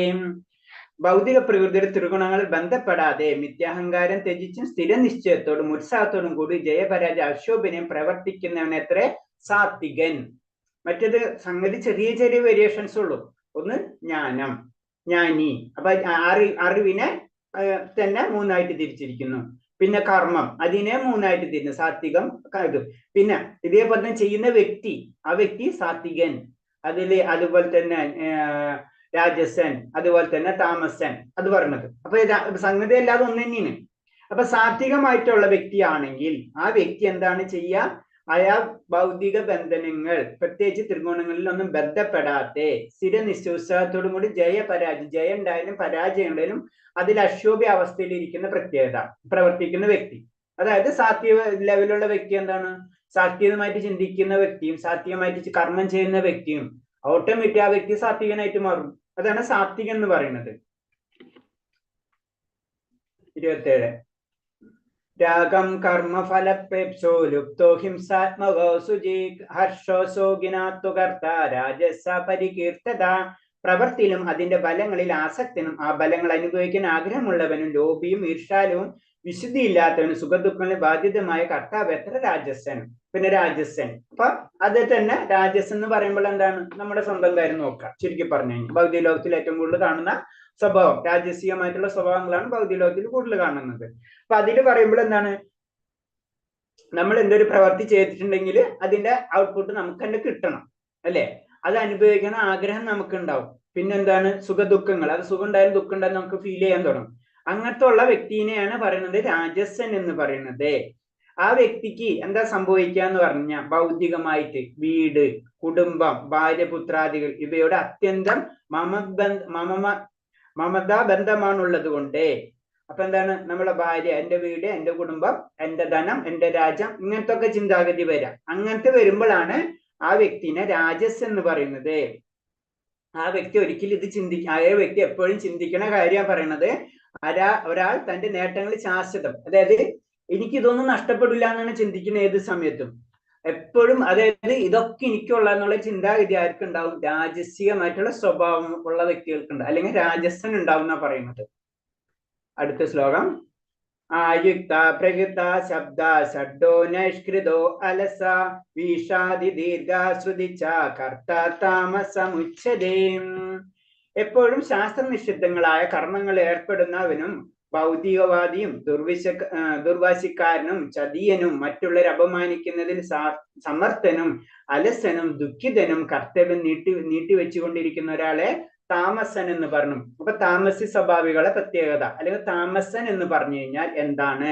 ആ വ്യക്തി എന്താണ്? സാധാരണ രീതിയിൽ പറഞ്ഞു കഴിഞ്ഞാൽ ദുർവാശിക്കാരനായിരിക്കും, ചതിയനായിരിക്കും, പിന്നെ മറ്റുള്ളവരെ അപമാനിക്കാന്നുള്ളതില്, പിന്നെ എന്താണ്? അലസനായിരിക്കും, ദുഃഖിതനായിരിക്കും. ഇതൊക്കെ അങ്ങനത്തെ ഉള്ള ഒരു വ്യക്തിനെ നമുക്ക് താമസ സ്വഭാവം അല്ലെങ്കിൽ താമസൻ എന്ന് പറയാം. അതില് പറയണെന്ന് വെച്ചാൽ വളരെ സിമ്പിൾ ആണ്. എന്തെല്ലാം ചെയ്യാൻ പാടില്ല എന്നൊക്കെ നമ്മളെ ശാസ്ത്ര ഗ്രന്ഥങ്ങളിൽ പറഞ്ഞിട്ടുണ്ട്. അപ്പൊ എന്ത് ചെയ്യാൻ പാടില്ലാത്ത കാര്യങ്ങൾ ആ വ്യക്തി ചെയ്തിരിക്കും. അതാണ് അവരുടെ പ്രത്യേകത. പിന്നെ അവര് തികച്ചും ഭൗതികവാദികൾ തന്നെ ആയിരിക്കും. പിന്നെ ഇവര് വേറൊരു പ്രത്യേകത എന്ന് പറഞ്ഞാൽ ഒരു മണിക്കൂറിനുണ്ട് പൂർത്തിയാക്കുന്ന പ്രവൃത്തി കൊല്ലങ്ങളോളം നീട്ടിക്കൊണ്ടുപോകും. ഇതാണ് ഇക്കൂട്ടരാണ് താമസം. നാളെ എന്നുള്ള രീതിയിൽ നാളെ നീളെ എന്നുള്ള ഒരു സബ്ജക്ട് പറഞ്ഞിട്ടുണ്ടല്ലോ. അതാണ് ആ താമസ സ്വഭാവങ്ങളെ പ്രത്യേകതകളാണ് ഇതൊക്കെ പറയുന്നത്. അടുത്ത ശ്ലോകം. ബുധർഭേദം തൃത്യശ്ചയ ഗുണസ്ത്രിവിധം ശൃണു ചോപ്യമാനശേഷേണ പ്രത്യക്താനധനഞ്ജയ. ഹേ ധനഞ്ജയ, ഭൗതിക പ്രകൃതി ത്രിഗുണങ്ങൾക്കനുസരിച്ച് പലതരത്തിലുള്ള ദൃഢനിശ്ചയങ്ങളും അറിവുകളുണ്ട്. അവയെക്കുറിച്ച് എനിക്ക് വിവരിച്ചു തരാം. വീണ്ടും ത്രിഗുണങ്ങളെ തന്നെ പറഞ്ഞുകൊണ്ടിരിക്കുന്നു. ത്രിഗുണങ്ങളെ പല രീതിയിൽ പറഞ്ഞുകൊണ്ടിരിക്കുകയാണ്. ആദ്യത്തെ സെക്ഷൻ കഴിഞ്ഞു. അതായത് ജ്ഞാനം, അതേപോലെ തന്നെ എന്താ പറഞ്ഞ കർമ്മം, അല്ലെങ്കിൽ കർത്താവ്, അങ്ങനത്തെ. അപ്പൊ താമസൻ എന്ന് പറഞ്ഞ കർത്താവായി. ഇനി അടുത്ത ലെവലിലേക്ക് കടക്കുന്നത് അതിൽ പറയുമ്പോൾ എന്താണ്? ത്രിഗുണങ്ങൾ അനുസരിച്ച് പലതരം ദൃഢനിശ്ചയങ്ങളും അറിവുകളും ഉണ്ട്. പലതരം അറിവുകളും ദൃഢനിശ്ചയങ്ങളും ഉണ്ടെന്ന് പറഞ്ഞത്. ഇനി അതിനെ പറ്റിയാണ് പറഞ്ഞു തരാൻ പോകുന്നത്. അല്ലാതെ ഒന്ന് തന്നെയാണ്. നമ്മളെ പറ്റ ക്ലാസ്സിൽ നമുക്ക് ഇതല്ലാതെ ഒന്നുപോലെ തോന്നും. പ്രവൃത്തിം ച നിവൃത്തിം ച കാര്യകാര്യഭയാഭയേ ബന്ധം മോഷം ചയാവേദി ബുദ്ധിസ പാർത്ഥ സാധികി. കുന്തിപുത്ര, ചെയ്യേണ്ടതും ചെയ്തുകൂടാത്തതും എന്ത്? ഭയപ്പെടേണ്ടതും ഭയപ്പെടാത്തതും എന്ത്? ബന്ധനത്തിനും മോക്ഷത്തിനും കാരണമാവുന്നതാണ് എന്നെല്ലാം അറിയുന്നവനാണ് സാത്വികമായിട്ടുള്ള ബുദ്ധി. അപ്പൊ ബുദ്ധിനെ പറ്റി തിരിച്ചിരിക്കണം വീണ്ടും. അങ്ങനെ പലതും നമ്മൾ ജ്ഞാനത്തെ പറ്റി പറഞ്ഞു, പിന്നെ അത് കഴിഞ്ഞിട്ട് ജ്ഞാനം കഴിഞ്ഞു, പിന്നെ കർമ്മത്തെ പറ്റി പറഞ്ഞു, പിന്നെ ആ വ്യക്തിനെ കർത്താവ് ആ വ്യക്തിനെ പറ്റി പറഞ്ഞു. ഇനി പറഞ്ഞ ബുദ്ധിനെ പറ്റിയാണ്. ബുദ്ധിയുണ്ട്, ദൃഢനിശ്ചയങ്ങളും ഉണ്ട്. അപ്പൊ ബുദ്ധി എന്ന് പറയുമ്പോൾ എന്താണ്? ആ ബുദ്ധി എങ്ങനെയുള്ള ബുദ്ധി ആയിരിക്കും? സാത്വിക ബുദ്ധി എന്ന് പറയുമ്പോ ആ ബുദ്ധി എന്താണ്? ചെയ്യേണ്ടത് എന്ത്, ചെയ്യകൂടാത്തത് എന്ത് എന്നുള്ള അറിവുണ്ടായിരിക്കും. അത് വിവേചനം ശക്തി ആ വ്യക്തിക്ക് ഉണ്ടാവും. തെറ്റേത് ശരിയേതെന്ന് മനസ്സിലാക്കാൻ. ഭയപ്പെടാത്തത് എന്ത്, ഭയപ്പെടേണ്ടത് എന്ത്, ഭയപ്പെടാത്തത് എന്ത്, ഈ കാര്യങ്ങളൊക്കെ മനസ്സിലാക്കാനുള്ള കാര്യങ്ങൾ ആ വ്യക്തിക്ക് ഉണ്ടാവും. ആ വ്യക്തി എന്ന് പറഞ്ഞാൽ അവന്റെ ബുദ്ധി അതിനനുസരിച്ചുള്ളതായിരിക്കും. അപ്പോഴാണ് അതിനെ സാത്വികമായിട്ടുള്ള ബുദ്ധി എന്ന് പറയുന്നത്. നല്ല കാര്യങ്ങൾ തിരിച്ചറിയാനുള്ള കഴിവ്, നല്ലതേത് തെറ്റേതെന്ന് തിരിച്ചറിയാനുള്ള കഴിവ് വരുമ്പോൾ അത് നമ്മളെ ബുദ്ധി ഉപയോഗിച്ചാണല്ലോ തിരിച്ചറിയുന്നത്, അല്ലെങ്കിൽ നമുക്ക് അറിയാൻ പറ്റില്ല. അപ്പൊ അങ്ങനെ വരുമ്പോ ആ ബുദ്ധിനെയാണ് പറഞ്ഞത് സാത്വികമായിട്ടുള്ള ബുദ്ധി എന്ന് പറയുന്നത്. ബുദ്ധി കൊണ്ട് വിവേചനം ചെയ്യുന്ന അറിവ് സാത്വികമാകുന്നു. നമ്മളെ ബുദ്ധി കിട്ടിയിട്ടുണ്ടെങ്കിൽ ആ അറിവ് വിവേചനം ചെയ്തെടുക്കാം. അങ്ങനെ വരുമ്പോൾ ആ ബുദ്ധിനെയാണ് സാത്വികമായിട്ടുള്ള ബുദ്ധി എന്ന് പറയുന്നത്. അടുത്ത ശ്ലോകം. യഥാ ധർമ്മമധർമ്മം ച കാര്യചാകരമേവ ച അയഥാത്വത് പ്രജജ്ഞാതി ബുദ്ധിസ പാർത്ഥ രാജസി. പാർത്ഥ, ധർമ്മമെന്ത് അധർമ്മമെന്ത്, ചെയ്യേണ്ടതെന്ത് ചെയ്യരുതെന്ന് അറിയാനാവാത്ത ബുദ്ധിയാണ് താമസം. അടുത്തത് ഏത്? രാജസ് എന്ന് പറയുമ്പോൾ അവർക്ക് പറയണമെന്ന് വെച്ച് കഴിഞ്ഞാൽ അവർക്ക് ചെയ്യേണ്ടത് എന്ത്, ധർമ്മം എന്ത് അധർമ്മം എന്ത്. കാരണം അവർ സെൽഫിഷ് ആയിരിക്കും. ധർമ്മത്തിന്റെ അധർമ്മത്തിന്റെ ഒന്നും അവർ പറയെ പോവില്ല. അങ്ങനെ വരുമ്പോ എനിക്ക് അതിൽ നിന്ന് എന്താ കിട്ടുക, അതിനു വേണ്ടി എന്റെ ബുദ്ധി ഉപയോഗിക്കുക. അങ്ങനെ വരുമ്പോ ആ ബുദ്ധിനെ എന്ത് പറയാ? രാജസീയമായിട്ടുള്ള ബുദ്ധി. ആ ബുദ്ധിയാണ് രാജസം. നമ്മളെ സെൽഫിഷിന് വേണ്ടി മാത്രം നമ്മളെ ബുദ്ധി ഉപയോഗിക്കുക, വേറെ ഒരു കാര്യത്തിന് ഇടപെടുത്തില്ല. അങ്ങനെ വരുമ്പോ ആ ബുദ്ധിനെ നമ്മൾ രാജസീയമായിട്ടുള്ള ബുദ്ധി എന്ന് പറയും. അടുത്തത് അധർമ്മം ധർമ്മമിതിം യാ മന്യതേ തമസാവൃതാ സർവാർത്ഥാൻ വിപരീതംശ വിധി ബുദ്ധിസ പാർത്ഥ താമസി. ഹേ പാർത്ഥ, വ്യാമോഹത്തിന്റെയും അന്ധകാരത്തിന്റെ സ്വാധീനത്തിൽ അധർമ്മത്തെ ധർമ്മമായും ധർമ്മത്തെ അധർമ്മമായും കരുതി സദാ തെറ്റായ വഴിക്ക് പ്രവർത്തിക്കുന്ന ബുദ്ധി താമസമാകുന്നു. ഇത് വളരെ ഇൻട്രസ്റ്റിംഗ് ആണ് അല്ലെ. ഇതെന്താണ്? തെറ്റിനെ ശരിയായി കാണാം, ശരിനെ തെറ്റായി കാണാം, ധർമ്മത്തെ അധർമ്മമായിട്ട് കാണാം, അധർമ്മത്തെ ധർമ്മമായി കാണാം. നേരെ ഓപ്പോസിറ്റ് ചെയ്യാം. ഇപ്പൊ നമ്മളെ രീതിയിൽ നമ്മൾ ജനറൽ ആയിട്ട് പറയുമ്പോൾ ക്രിമിനൽസ് ഒക്കെ പറയാം നമുക്ക്. അപ്പൊ അവരെ രീതിയിൽ അങ്ങനത്തെ അതിനു വേണ്ടി ബുദ്ധി ഉപയോഗിക്കാം. അതായത് തെറ്റിനെ ശരിയാക്കാൻ വേണ്ടിയിട്ടുള്ള ബുദ്ധി, ശരിനെ തെറ്റാക്കാൻ വേണ്ടി നമ്മളെ ബുദ്ധി ഉപയോഗിക്കുകയാണെങ്കിൽ ആ ബുദ്ധിനെ താമസം എന്ന് പറയും. അതായത് അതെന്താണ്? ശാസ്ത്രവിദ്യ അനുസരിച്ചുള്ള കാര്യങ്ങളല്ല ചെയ്യുന്നത്. ശരിയായ ധർമ്മത്തെ ത്യജിച്ച് അദ്ദേഹം അയഥാർത്ഥമായ ധർമ്മങ്ങളെ സ്വീകരിക്കും. താമസ സ്വഭാവ ഒരു മഹാത്മാവിനെ സാധാരണക്കാരനായും വെറും ഒരു മനുഷ്യനെ മഹാത്മാവായി കരുതും. ഇപ്പോൾ നമ്മുടെ നാട്ടിൽ നടക്കുന്ന പല കാര്യങ്ങളും നമുക്ക് ശ്രദ്ധിച്ചാൽ അറിയാം. നല്ല വ്യക്തികളെ കാത്തും ഇല്ലാത്ത വ്യക്തികൾ ഉയർത്തും. അതിനു വേണ്ടി ബുദ്ധി ഉപയോഗിക്കും. ആ ബുദ്ധി അങ്ങനെ വേണ്ടി ഉപയോഗിക്കുന്ന ബുദ്ധി ഉള്ള വ്യക്തി അവൻ താമസമായിട്ടുള്ള ബുദ്ധിയാണ്. അവന് ബുദ്ധിയുണ്ട്, പക്ഷെ അവൻ ഉപയോഗിക്കുന്ന എവിടെയാണ്? ഈ അധർമ്മത്തെ ധർമ്മമാക്കാനും ധർമ്മത്തെ അധർമ്മമാക്കാനും ഒരു മഹാത്മാവിനെ സാധാരണക്കാരനാക്കാനും വെറും മനുഷ്യനെ മഹാത്മാവാക്കാനൊക്കെ തീർക്കും. അല്ലെങ്കിൽ അവന്റെ കണ്ണിൽ അങ്ങനെ കാണുള്ളൂ. അവന്റെ കണ്ണ് അങ്ങനെയാണ്, അവന്റെ ബുദ്ധി അങ്ങനെയാണ്. അങ്ങനത്തെ ഉള്ള വ്യക്തിനെയാണ് അങ്ങനത്തെ ഉള്ള ബുദ്ധിയുള്ള വ്യക്തിനെയാണ് പറയുന്നത് താമസമുള്ള ബുദ്ധി എന്ന് പറയുന്നത്. അപ്പൊ ഇങ്ങനെ ഏത് വിഷയത്തിലും തെറ്റായ വഴിയാണ് ഇവർ സ്വീകരിക്കുന്നത്. തന്മൂലം അവരുടെ ബുദ്ധി താമസം ഇരുളടഞ്ഞത് എന്ന് പറയപ്പെടുന്നു. അപ്പൊ എപ്പോഴും നേരെ ഓപ്പോസിറ്റ് സഞ്ചരിക്കുക. എല്ലാവരും പോണതിന്റെ നേരെ ഓപ്പോസിറ്റ് സഞ്ചരിക്കുന്ന വ്യക്തികൾ. അടുത്ത ശ്ലോകം. ത്രിധായയധാരയതേ മനഃപ്രാണേന്ദ്രിയാ ക്രിയ യോഗന്ന വിചാരേണ ത്രിദിത്സ പാർത്ഥ സാധികാം. ഹേ പാർത്ഥ, യോഗാനുഷ്ഠാനത്താൽ നിലനിർത്തിയും ദൃഢമായതും മനസ്സെ പ്രാണൻ ഇന്ദ്രിയങ്ങൾ എന്നിവയുടെ പ്രവർത്തനത്തിൽ നിയന്ത്രിക്കുന്ന നിശ്ചയം സാത്വികമാണ്. ഇപ്പൊ ഇതിനു മുന്നേ നമ്മൾ എന്ത് പറഞ്ഞു? ബുദ്ധിന് കുറെ കാര്യങ്ങൾ ഇങ്ങനെ പറഞ്ഞുകൊണ്ടിരിക്കുകയാണ്. എന്തിന്? തമസ്, രജസ്, സാത്വികം.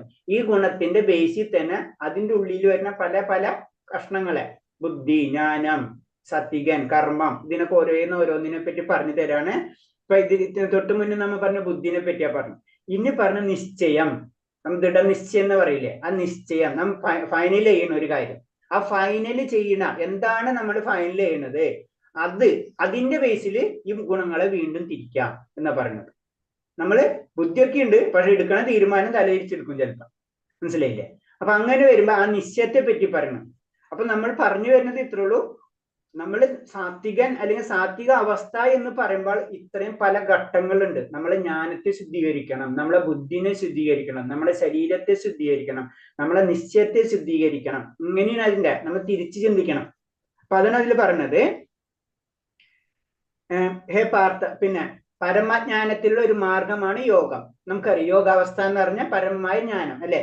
അതായത് ആത്മീയ ജ്ഞാനത്തിലേക്കുള്ള ഒരു മാർഗമാണ് യോഗം. സ്ഥിര നിശ്ചയത്തോടെ മനസ്സിനെയും പ്രാണനെയും ഇന്ദ്രിയങ്ങളെയും പ്രവർത്തനങ്ങളെയും നിരന്തരം പരമാത്മാവ് കേന്ദ്രീകരിക്കുന്ന കൃഷ്ണബോധത്തിൽ വിടും. അത്തരത്തിലുള്ള നിശ്ചയദാർഢ്യം സാത്വികമാണ്.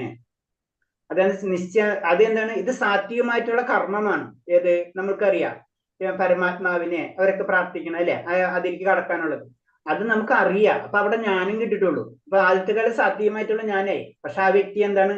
അത് ഉറപ്പിക്കുകയാണ്, ഞാനത് നിശ്ചയിക്കുകയാണ്, ഇത് നമ്മൾ ചെയ്യും എന്നുള്ള നിശ്ചയം വന്നു കഴിഞ്ഞാൽ അത്തരത്തിലുള്ള നിശ്ചയദാർഢ്യം സാത്വികമാണ്. അതാണ് സാത്വികത്തിന്റെ പ്രത്യേകത. അത് നമ്മളൊരു ഫൈനൽ ഡിസിഷൻ, കൺക്ലൂഷൻ എന്ന് പറയില്ലേ, അത് തീരുമാനം. ആ തീരുമാനത്തിന്റെ കാര്യമാണ് പറഞ്ഞത്. അതിൽ പിന്നെ മാറ്റം വരുത്തില്ല. നിശ്ചയിച്ചു കഴിഞ്ഞ് പിന്നെ മാറ്റം വരുത്തില്ല എന്ന് പറഞ്ഞത്. അത് തന്നെ മൂന്നായിട്ട് തിരിക്കുകയാണ് ചെയ്യുന്നത്. യഥാദോ ധർമ്മ കർമാതാൻ ധൃതാധാരയതേ അർജുന പ്രസംഗേന ഫലകാംക്ഷി ധൃതി സപാർത്ഥ രാജസി. അല്ലേ അർജുന, ഏത് നിശ്ചയം കൊണ്ടാണ് മനുഷ്യൻ ധർമ്മം, അധർമ്മം, കാമം എന്നിവയെ സ്വീകരിക്കുന്നത്, അവയിലുള്ള അത്യാസക്തി കൊണ്ട് ബലകാംക്ഷയായി തീരുന്നത്, ആ നിശ്ചയം രാജസമാകുന്നു. നമ്മള് അടുത്തത് അത് നിശ്ചയത്തെ തെറ്റി പറയുന്നതാണ്. ആ നിശ്ചയം ഇതേപോലെ തന്നെ കാമം, നമ്മൾ എന്തും എടുക്കുന്നത് എനിക്ക് വേണ്ടി എന്നുള്ള രീതിയിൽ ഒരു വ്യക്തി നമുക്കൊക്കെ എല്ലാ കാര്യങ്ങളൊക്കെ മനസ്സിലായി തീരുമാനം എടുക്കേണ്ടി വരുന്ന സമയത്ത് നമുക്ക് വേണ്ടിയിട്ടുള്ള മാത്രം കാര്യങ്ങൾ അതിന് എടുക്കാം. അപ്പൊ അങ്ങനെ വരുന്ന നിശ്ചയങ്ങൾ ഉണ്ടല്ലോ, നമുക്കറിയാം കാര്യങ്ങളൊക്കെ ഇങ്ങനെയൊക്കെ നടന്നു പോണ്, പക്ഷെ എനിക്ക് അതിൽ നിന്ന് എന്താ ബെനിഫിറ്റ് വരുന്നത് അത് ഞാൻ നിശ്ചയിക്കും, പിന്നെ അതിന് മാറ്റം വരുത്തില്ല. അത് എനിക്ക് ബെനിഫിറ്റ് ആണ്. അത് ധർമ്മമാണെങ്കിലും കാമമാണെങ്കിലും അർത്ഥമാണെങ്കിലും അതിൽ അർത്ഥധർമ്മം 3 കാര്യമാണ്: ധർമ്മം, അർത്ഥ, കാമം. ഈ ധർമ്മത്തെ എനിക്ക് വേണ്ടി തിരിക്കുക. അതിനൊരു ചെറിയ കഥ അറിയാം. ധർമ്മത്തിനെ പറ്റി പറയുമ്പോ രാജസീയമായിട്ടുള്ള സ്വഭാവത്തിന്റെ പറഞ്ഞു. ദുര്യോധനന്റെ കഥ അറിയാല? ഭീമസേനന്റെ ആരെങ്കിലും അറിയാം? ഭീമസേന ദുര്യോധനന്റെ തൊടയമല അടിക്കല്ലേ ചെയ്യുന്നത്? ആ കഥ ആരെങ്കിലും അറിയാം? അതെ. അവരാരെങ്കിലും ഒരാൾ പറഞ്ഞത് ജസ്റ്റ് ഒന്ന്. മതി മതി മതി. ആദ്യം തൊട്ട് പറഞ്ഞ അതോ അടിച്ചത് പറയണോ? ഭീമസേനന്റെ ആത്മാവ്. ഓക്കെ. ഭീമസേനോട് കൃഷ്ണൻ പറയണതാണ് തുടക്കി അടിച്ചാലാണ് മരണം സംഭവിക്കുള്ളൂ എന്നുള്ളതാണ്. അതല്ലേ ഉദ്ദേശിക്കുന്നത്? അതായത് കർമ്മം, അതായത് പുള്ളിയുടെ മർമ്മം ഇരിക്കുന്നത് തൊടയിലാണ്. അത് ഇരിക്കാനുള്ള കാരണം ഗാന്ധാരി കണ്ണു തുറക്കണ സമയത്ത് കൃഷ്ണൻ ചെന്ന് ഇല വെച്ച് മറയ്ക്കാൻ പറയുകയും അത് കാരണം അവിടെ മാത്രം ദൃഢമാവാണ്ടിരിക്കുകയും ചെയ്യുന്നു. അതുകൊണ്ട് കൃഷ്ണൻ പറഞ്ഞു തൊടഭാഗത്ത് അടിച്ചാൽ മാത്രമേ മരണം സംഭവിക്കുള്ളൂ എന്ന് ഭീമനോട് പറയുന്നു. അതാണ് രത്നചുരുക്കം എന്നാണ് എനിക്ക് തോന്നുന്നത്. അല്ല, അതിൽ കൂടെ കുറച്ചും കൂടെ പോയിന്റ് അത് ആരെങ്കിലും അറിയാം. നമ്മൾ ഈ പറഞ്ഞ പോയിന്റ് ധർമ്മം അധർമ്മം, ദുര്യോധൻ ചെയ്യുന്നതാണ് രാജസീയമായിട്ടുള്ള ധർമ്മം. ധർമ്മം ചെയ്യുന്നുണ്ട്, രാജസീയമായിട്ടുള്ള ധർമ്മമാണ് ചെയ്യുന്നത്. അത് കുറച്ചും കൂടെ ഉണ്ട് പോയിന്റ്സ്. പറഞ്ഞു. കോമൾ മാതാജി പറ. രേഷ്മ.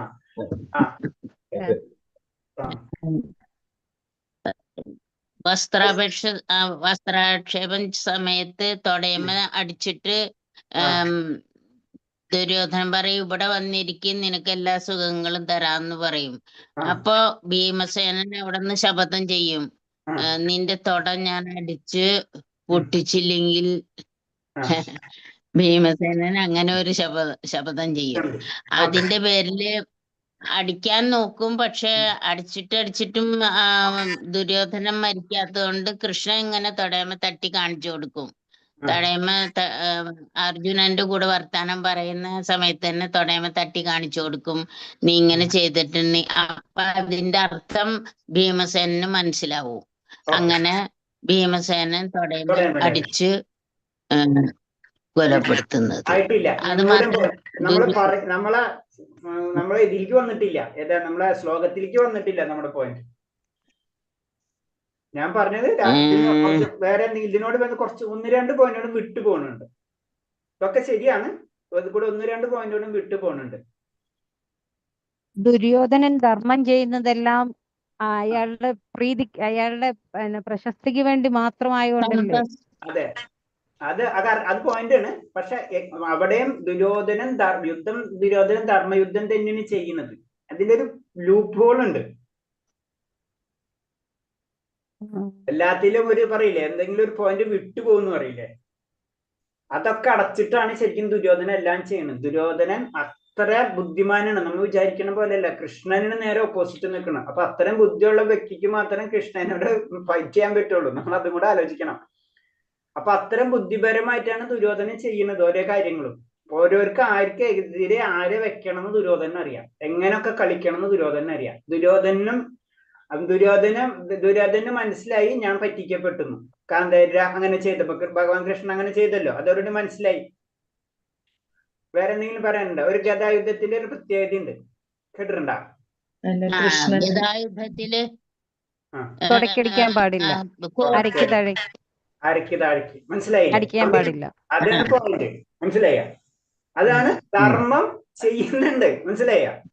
ഗദായുദ്ധം ആണോ? നമ്മൾ നേരിട്ട് ചോദിക്കും ഗദായുദ്ധമാണ്. അപ്പൊ ഞാൻ ധർമ്മത്തെ പരിചയില്ല. അപ്പൊ ആരാ ധർമ്മം തെറ്റിച്ച്? ഞാനല്ലല്ലോ. മനസ്സിലായി? അതാണ് അങ്ങനെ ചിന്തിക്കുന്നവരാണ് രാജസ്യം. കൃഷ്ണൻ എന്ത് പറഞ്ഞു?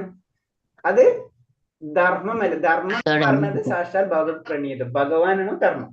മനസ്സിലായി? ഇങ്ങനത്തെ പരിപാടികള്, അതായത് എല്ലാം കഴിഞ്ഞിട്ട് നമ്മൾ ധർമ്മത്തിന്റെ പിറകെ പോകരുത്. അത് രാജസ്യമായിട്ടുള്ള ധർമ്മമാണ്. അവിടെ പണിഷ്മെന്റ് കൊടുക്കാം. അതാണ് പറഞ്ഞത് ആരോട് പറഞ്ഞത്? ഭീമസേനോട് പറഞ്ഞ അവിടെ തന്നെ അടിക്കും. അങ്ങനെ വധിക്കുന്നു. ആ ധർമ്മമല്ല അത്, സ്വന്തം ലെവലിന് വേണ്ടി ഉണ്ടാക്കിയ ധർമ്മം ആണോ? ആണ്. മനസ്സിലായി? അതാണ് ഈ ശ്ലോകത്തിൽ പറയുന്നത്. ലക്ഷ്യമാണ് പ്രധാനം അല്ലേ?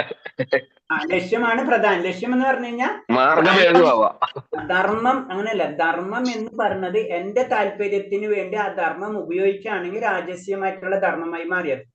അപ്പൊ അവിടെ നിലനിൽപ്പില്ല. അതിന് സാധ്യമായിട്ടുള്ള ധർമ്മത്തിന് മാത്രമേ നിലനിൽപ്പുള്ളൂ. കാരണം ഇവരെല്ലാം എല്ലാവരും ലക്ഷ്യം സാധ്യമായിട്ടുള്ള ഒരു കാര്യം മുന്നിലുണ്ട്, അതിനു വേണ്ടിയാണ് എല്ലാവരും ചെയ്യുന്നത്. പക്ഷെ അതിന്റെ ഇടയ്ക്ക് ഇതാണ് ധർമ്മം എന്ന് വിചാരിച്ച് അവിടെ കാര്യങ്ങൾ ചെയ്യരുത്. അപ്പൊ അവൻ എന്തായാലും അവന് വീഴ്ച വന്നിരിക്കും. ചുരുക്കി പറയണത്, നമ്മളെ കാര്യത്തിന് വേണ്ടി ധർമ്മത്തെ നമ്മളെ ലെവലിലേക്ക് കൊണ്ടുവന്നു കഴിഞ്ഞാൽ അവിടെ വീഴ്ച വന്നിരിക്കും. അതാണ് രാജസ്യമായിട്ടുള്ള ധർമ്മം എന്ന് പറയുന്നത്. ഹരേഷ്ണ പ്രഭുജി, ഹരേഷ്ണ, ആ സന്ദർഭം ഒന്നുകൂടെ പറയാവോ? ആ തുടക്കടിക്കാൻ പറഞ്ഞ ആ സന്ദർഭം എന്തായിരുന്നു എന്നുള്ളത്? സന്ദർഭം ഇത്രേ ഉള്ളൂ. കാരണം എന്ന് വെച്ച് കഴിഞ്ഞാൽ ദുര്യോധനെ അറിയാം ഭഗവാനാണ് ദുര്യോധനായ ബുദ്ധിമുട്ട് ചെയ്തത്. കാരണം എന്ന് വെച്ച് കഴിഞ്ഞാൽ ആ ഭാഗം മറക്കാൻ പാടില്ല എന്ന് കൃഷ്ണനാണ് ചെയ്തത്. അപ്പൊ പിന്നെ ആലോചിക്കുന്നു, ഇതിന്ന് എന്തായാലും യുദ്ധം ചെയ്യണം, ഒരു സംശയമില്ല. ദുര്യോധന എന്തായാലും യുദ്ധം ചെയ്തേ പറ്റും. കാരണം യുദ്ധം അപ്പൊ അതില്ലാത്ത തൊടേമേൽ അടിക്കാൻ പറ്റാത്ത ഒരു യുദ്ധമുറയെ പറ്റി അന്വേഷിക്കുന്നതാണ്. അങ്ങനെ ലാസ്റ്റ് അങ്ങനെ ചിന്തിക്കുമ്പോഴാണ് മനസ്സിലാവുന്നത്, ഗതയുദ്ധം ചെയ്തു കഴിഞ്ഞാല് തൊടേമേൽ അടിക്കാൻ പറ്റില്ല, ബാക്കി എന്ത് വേണമെങ്കിലും കൊള്ളും. അങ്ങനെ ലാസ്റ്റ് ഗതായുദ്ധം സെലക്ട് ചെയ്യണം. അങ്ങനെ ഗതായുദ്ധത്തിലേക്ക് കടക്കണം. അപ്പൊ എന്താണ് അടിക്കണം. അപ്പോഴാണ് ഭഗവാൻ പറഞ്ഞത് അത് അവന്റെ സൂത്രമാണ്. മനസ്സിലായി? അവിടെ ധർമ്മത്തിന് അവിടെ വാല്യില്ല. അത് രാജസ്യമായിട്ടുള്ള ധർമ്മം, അവിടെ അതിന് വാല്യില്ല, അടിക്കാൻ പറയും. അങ്ങനെയാണ് സംഭവം. ഹരേ കൃഷ്ണ. ഹരേ കൃഷ്ണ. ഹരേ കൃഷ്ണ. ഹരേ കൃഷ്ണ. ഹരേ കൃഷ്ണ.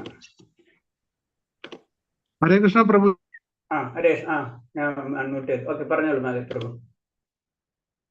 അൺമ്യൂട്ട് ചെയ്ത് പറഞ്ഞോളൂ. എന്താ ചോദിച്ചത്? ഹരേ കൃഷ്ണ പ്രഭുജി, അപ്പൊ അത് ദുര്യോധനാണോ ഗതായുദ്ധം സെലക്ട് ചെയ്യുന്നത്? അത് ആ പോയിന്റ് മുഴുവൻ എനിക്ക് ഓർമ്മയില്ല. പക്ഷെ ലാസ്റ്റ് ഗതായുദ്ധത്തിലേക്ക്, കാരണം ഇങ്ങനത്തെ ആൾക്കാർ എന്താണ് അതിലേക്ക് തന്നെ കൊണ്ടെത്തിക്കും പലതരം സൂത്രപ്പണികൾ ചെയ്തിട്ടും. മനസ്സിലായി? എനിക്ക് കറക്റ്റ് ആരും അതിന്റെ ഡിസിഷൻ, അത് വലിയൊരു കഥ എന്റെ പറയിലുണ്ടാവും, അത് എനിക്ക് അത്ര ഓർമ്മയിരുന്നില്ല ലാസ്റ്റ്. കാരണം ദുര്യോധനൻ തന്നെയാണ് എത്തിക്കുന്നത്. ചില കാര്യങ്ങൾ എങ്ങനെയാണെന്ന് എനിക്ക് ഇഷ്ടമുള്ള കാര്യങ്ങള് മറ്റുള്ളവരെ കൊണ്ട് പറയിപ്പിക്കും നമ്മള്, അല്ലേ? ഒരു വെള്ളത്തില് വൈതരണിയില് പോയി ഒളിക്കില്ലേ ദുര്യോധനൻ, വെള്ളത്തിൽ പോയി. ഓക്കെ, അത് എനിക്ക് അത്ര അതിന്റെ കഥകൾ അറിയില്ല. അപ്പൊ അവിടുന്ന് ഓരോന്ന് പറഞ്ഞ് ദുര്യോധനെ കരക്ക് കേറ്റിച്ചിട്ടാണ് പിന്നെ രണ്ടുപേരും കൂടി യുദ്ധത്തിന് തയ്യാറാവുന്നത്. ഭീമസേനെ സെലക്ട് ചെയ്തെടുക്കുന്നത് ദുര്യോധനൻ തന്നെയാണ്. യുദ്ധം ചെയ്യാൻ യോഗ്യനായിട്ടുള്ള ആള് ഭീമൻ തന്നെയാണ്. രണ്ടുപേരും തുല്യ ശക്തികളാണ്. അതുകൊണ്ട് ദുര്യോധനൻ പറയും ഞാൻ ഭീമന്റെ കൂടെ യുദ്ധം ചെയ്യാം എന്ന് പറയും. അങ്ങനെയാണ് ഗതായുദ്ധം തെരഞ്ഞെടുക്കുന്നത്. ശരിയല്ലേ? എനിക്ക് അത്ര അറിയില്ല കഥ. എന്തായാലും അതിന്റെ ബേസിക് ഞാൻ പറഞ്ഞില്ലേ, ഇവരെന്ന് വെച്ച് കഴിഞ്ഞാൽ ഇവരെ കാര്യത്തിന് മറ്റുള്ളവരെ പെടുത്തും. എന്റെ സെൽഫിഷാണ് അവിടെ നടക്കുന്നത്, അത് ഭഗവാൻ അറിയാം. ഓക്കെ, അതിനകത്ത് ഈ ഗതായുദ്ധത്തിലെ ഏറ്റവും വലിയ ഫൈറ്റർ ആണ് ഭീമൻ. അപ്പോ വേറെ ആരുടെ കൂടെ ജയിച്ചാലും ഭീമൻ ജയിക്കുന്നറിയാം. അപ്പൊ അതിനകത്ത് കുറച്ചും കൂടി ആത്മവിശ്വാസവും മറ്റേ കവചം മേല് മുഴുവൻ ദൃഢമാക്കിയതും ഇദ്ദേഹം മാത്രമേ ഉള്ളൂ. അതുകൊണ്ട് അവിടെ ഒന്നും ഗത അടിച്ചാൽ പൊട്ടില്ല എന്നുള്ളൊരു ധൈര്യത്തിലാണ് ഭീമനെ യുദ്ധത്തിന് ഇദ്ദേഹം ഫേസ് ചെയ്യുന്നത്. പക്ഷെ ഈ ഒരു പ്രശ്നം ആർക്കും അറിയില്ല എന്ന് വിചാരിച്ചു. പക്ഷെ അത് കൃഷ്ണൻ അറിയാമായിരുന്നു. കൃഷ്ണൻ തന്നെയാണ് ആ പണി ഒപ്പിച്ചത്. അപ്പൊ അതുകൊണ്ട് കൃഷ്ണൻ തൊടയിൽ അടിക്കാൻ പറഞ്ഞു. അപ്പൊ അതിന് വിഘ്നം വരാണ്ടിരിക്കാൻ വേണ്ടി വേറൊരു കാര്യം കൂടി പറഞ്ഞത്, നീ അന്ന് ചെയ്ത ശപഥം നിറവേറണമെങ്കിൽ തുടങ്ങിൽ തന്നെ അടിക്കണം. അവിടെ നീ സത്യം നോക്കിയിട്ട് നിന്റെ ധർമ്മം നടത്താൻ പറ്റില്ല. അപ്പൊ ആ ധർമ്മം, അതിപ്പോ പറയണ്ടേ, ഈ ധർമ്മം എന്ന് പറഞ്ഞത് ഈ ധർമ്മത്തിന് നമ്മൾ ഇഷ്ടത്തിന് കൊണ്ടുവന്നു കഴിഞ്ഞാൽ ആ ധർമ്മം രാജസ്യമായിട്ടുള്ള ധർമ്മമായി മാറി. അപ്പൊ ആ ധർമ്മത്തിന് അവിടെ വാലില്ല. അത് രാജസ്യമായിട്ടുള്ള ധർമ്മമായി മാറി. അപ്പൊ എനിക്ക് വേണ്ടി ചെയ്യാനാണ്. അപ്പൊ അത് ധർമ്മമല്ല, രാജസ്യമായിട്ടുള്ള ധർമ്മം എന്ന് പറഞ്ഞാൽ സത്യമായിട്ടുള്ള ധർമ്മമാണ്. അപ്പൊ അതിന് പറഞ്ഞ പല വകതിരിവുകൾ പറഞ്ഞു. അതിന് നമ്മളൊരു എക്സാമ്പിൾ പറഞ്ഞത്. അപ്പൊ സാധാരണ രീതിയിൽ ചിന്തിക്കുമ്പോൾ അല്ലെ, ജനറൽ ആയിട്ട് ഒരു പബ്ലിക്കിനോട് നമ്മൾ ഡിബേറ്റ് വയ്ക്കുമ്പോ ഇത് തന്നെ പറയേ കാര്യമൊക്കെ ശരി, പക്ഷെ നമ്മൾ തെറ്റാണോ അല്ലേ? നമ്മൾ ചോദിക്കുമ്പോ നിയമമൊക്കെ ശരി, നിയമം അനുസരിച്ച് തെറ്റല്ലേ? ആ തെറ്റും അല്ലേ? ഇങ്ങനെ സമർത്ഥിപ്പിക്കുക, അതാണ് ദുര്യോധനൻ ചെയ്യിപ്പിക്കുന്നത്. അപ്പൊ ദുര്യോധനൻ അറിയാം ഇവര് അങ്ങനെ ചെയ്യൂല, പക്ഷെ ഇതിന്റെ പിറകിൽ ആരാ നിൽക്കണത്? ഭഗവാനാ നിൽക്കണെന്ന് ദുര്യോധനൊന്നും മറന്നുപോയി. അതാണ് സംഭവിച്ചത്. ഹരേഷ്ണ. അപ്പൊ നമുക്ക് ഇനി അടുത്ത ശ്ലോകത്തിലേക്ക് കിടക്കാം. യം സ്വപ്നഭയം ശോകം വിഷാദമതമേവ വിമുൻശ്ചദ്യ ദുർമേധ ധൃദീപ്സ പാർത്ഥ താമസി. അല്ലേ കുന്തിപുത്ര, സ്വപ്നം, ഭയം, വ്യസനം, വിഷാദം, മതം എന്നിവയ്ക്ക് അതീതമല്ലാതെ ബുദ്ധിശൂന്യമായ നിശ്ചയം തമോ ഗുണത്തിനുള്ളതാണ്. അപ്പൊ അടുത്തത് തമോ ഗുണത്തിന്റെ പ്രത്യേകതയാണ് സ്വപ്നം, ഭയം, വ്യസനം, വിഷാദം, മതം എന്നിവയ്ക്ക് അതീതമല്ലാത്തത്. അപ്പൊ അങ്ങനത്തെ ഉള്ള നിശ്ചയങ്ങള്, ആവശ്യത്തിൽ കൂടുതൽ ഉറങ്ങുക, ഭൗതിക സുഖങ്ങളിൽ അഭിമാനം കൊള്ളുക, ഈ ലോകത്തിന് അധിവേശം സ്ഥാപിക്കാൻ കിനാവ് കൊണ്ട് അതിനുവേണ്ടി മനസ്സ്, പ്രാണൻ, ഇന്ദ്രിയങ്ങൾ എന്നിവയൊക്കെ പ്രവർത്തിക്കുക ചെയ്യുന്ന ധൃതിയാണ് താമസം എന്ന് പറഞ്ഞു. അപ്പൊ താമസമുള്ള ആ നിശ്ചയം എന്ന് പറയുമ്പോൾ നമ്മൾ വെറുതെ കിനാവ് കണ്ട് എടുക്കാന്ന് പറയില്ലേ, അങ്ങനത്തെ ഉള്ള കാര്യങ്ങൾ അതിൽ നിന്നൊന്നും പുറത്തു വരാതെ നമ്മ ആക്ഷൻ ഒന്നുമില്ല, മനസ്സിലായേ? ആക്ഷൻസ് ഇല്ലാണ്ട് നടക്കുന്ന കാര്യങ്ങൾ അതൊക്കെ താമസമാണ്, അതും നെഗറ്റീവ് ആയിട്ടുള്ളത്. അതായത് ഭയം, വ്യസനം, വിഷാദം അങ്ങനത്തെ ഉള്ള അവസ്ഥയിലേക്കൊക്കെ വരുമ്പോൾ അത് താമസ്യമായിട്ടുള്ള നിശ്ചയമാണ്. അടുത്തത് സുഖം ദ്വദീനം ത്രിവിധം ശൃണമേ ഭരതർഷഭ അഭ്യസാത്യമതേയത്ര ദുഃഖാദം ന നിഗച്ഛതി. ഈ ഭരതർഷഭ, ബദ്ധനായ ജീവാത്മാവിനെ ആസ്വദിക്കുവാനും ആസ്വാദനത്തിലൂടെ ചിലപ്പോൾ സകല ക്ലേശങ്ങളിൽ നിന്ന് മുക്തി നേടാനും ചെയ്യുന്ന സുഖത്തെ പറ്റി ഇനി പറയാം. ഇത് 3 വിധത്തിലുണ്ട്. അപ്പൊ അതേപോലെ തന്നെ അടുത്തത് പറയണത് വെച്ച് കഴിഞ്ഞാൽ സുഖത്തിനെ പറ്റി പറയുന്നതാണ്. നമ്മളിപ്പോ ഇത്ര കുറെ കാര്യങ്ങൾ പറഞ്ഞു, നിശ്ചയം പറഞ്ഞു അല്ലെ, അതിന്റെ മുന്നേ ബുദ്ധിയൊക്കെ പറഞ്ഞ്. ഇനി സുഖം എന്താണ്? സാത്വികമായിട്ടുള്ള സുഖം എന്താണ്? രാജസ്യമായിട്ടുള്ള സുഖം, അതിനെ പറ്റിയാ പറയുന്നത്. അപ്പൊ അതിൽ സാത്വികമായിട്ടുള്ള സുഖം എന്ന് പറയുന്നത് ബദ്ധനായ ജീവാത്മ ആസ്വദിക്കുകയും ആസ്വാദനത്തിലപ്പോൾ ചിലപ്പോൾ സകല ക്ലാസ്സിൽ നിന്ന് മുക്തി നേടുകയും ചെയ്യുന്ന സുഖത്തെ പറ്റി ഇനി പറഞ്ഞു തരാം. ആ സുഖത്തെ പറ്റിയാണ് പറയുന്നത്.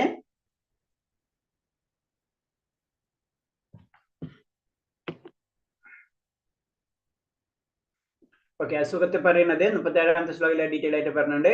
യത്തദഗ്രേ വിഷമിവ പരിണേവമൃതോഭവം തത്സുഖം സാത്വികം പ്രോക്തം ആത്മബുദ്ധി പ്രസാദജം. ആദ്യം വിഷം പോലെ തോന്നിക്കുകയും അന്ത്യത്തിൽ അമൃതവും തുല്യവും ആത്മസാക്ഷാത്കാരം ഉണർത്തുന്ന സുഖത്തെ സാത്വികം എന്ന് പറയുന്നു. ആദ്യം ചില വിഷമങ്ങൾ ഉണ്ടാവും, പല കാര്യങ്ങളും. വളരെ സിമ്പിളാണ്, ഭഗവാനെ കിട്ടുന്ന കാര്യം തന്നെ ആലോചിച്ചാൽ മതി, പാണ്ഡവരെ കാര്യം ആലോചിച്ചാൽ മതി. അപ്പൊ നമുക്ക് മനസ്സിലാവും എന്താണ് സുഖം എന്നുള്ളത്. അതിന് ആത്മസാക്ഷാത്കാരം, ഭഗവാനെ കിട്ടാന്ന് പറഞ്ഞു കഴിഞ്ഞാൽ അതൊക്കെ ഭയങ്കര വിഷമം തന്നെ ആയിരിക്കുള്ളൂ, ഈസി ആയിട്ട് കിട്ടൂല. ആത്മീയ അതൊക്കെ നമുക്കറിയാം, സാധനങ്ങളൊക്കെ ബുദ്ധിമുട്ടാ, ഒന്നും ഈസി അല്ല. അപ്പൊ എന്താണ്, അതൊക്കെ ബുദ്ധിമുട്ടാണ്. പക്ഷെ അൾട്ടിമേറ്റ് നമുക്ക് എന്ത് കിട്ടും? അതിൽ അമൃതം വരാൻ കഴിയും. അതിനാണ്, അങ്ങനത്തെ സുഖത്തിനാണ് പറഞ്ഞത് സാത്വികമായിട്ടുള്ള സുഖം എന്ന് പറഞ്ഞത്. ആത്മസാക്ഷാത്കാരത്തിനുള്ള യത്നത്തിൽ മനസ്സിനെയും ഇന്ദ്രിയങ്ങളെ നിയന്ത്രിക്കാനും മനസ്സിൽ ആത്മാവിനെ കേന്ദ്രീകരിക്കാനായി ചില നിയമ നിബന്ധനകൾ വഴങ്ങേണ്ടതുണ്ട്. അതിന് പറഞ്ഞു നമ്മളെ സുഖം എന്ന് വിചാരിക്കാന്ന് വെച്ചാൽ നമുക്ക് വെറുതെ സുഖം കിട്ടില്ല അല്ലെ. അത് ഭൗതിക ലോകത്തിൽ അങ്ങനെ തന്നെയാണ്, നമുക്ക് വെറുതെ വിചാരിച്ച സുഖം കിട്ടില്ല, നമ്മൾ അതിന് കുറെയൊക്കെ വർക്ക് ചെയ്യണം. ഇത് ആത്മീയ ലെവലിലാണെങ്കിൽ അത് തന്നെ ചില സാധനങ്ങൾ, തപസ്, അനുഷ്ഠാനങ്ങൾ ഇതൊക്കെ നമ്മൾ കർശനമായി പാലിക്കണം, നമ്മൾ ഇന്ദ്രിയങ്ങളൊക്കെ നിയന്ത്രിക്കണം. അങ്ങനെ ചെയ്യുമ്പോൾ ആദ്യം നമുക്ക് അത് വിഷം പോലെയാണ്, ഭയങ്കര ബുദ്ധിമുട്ടായിരിക്കും.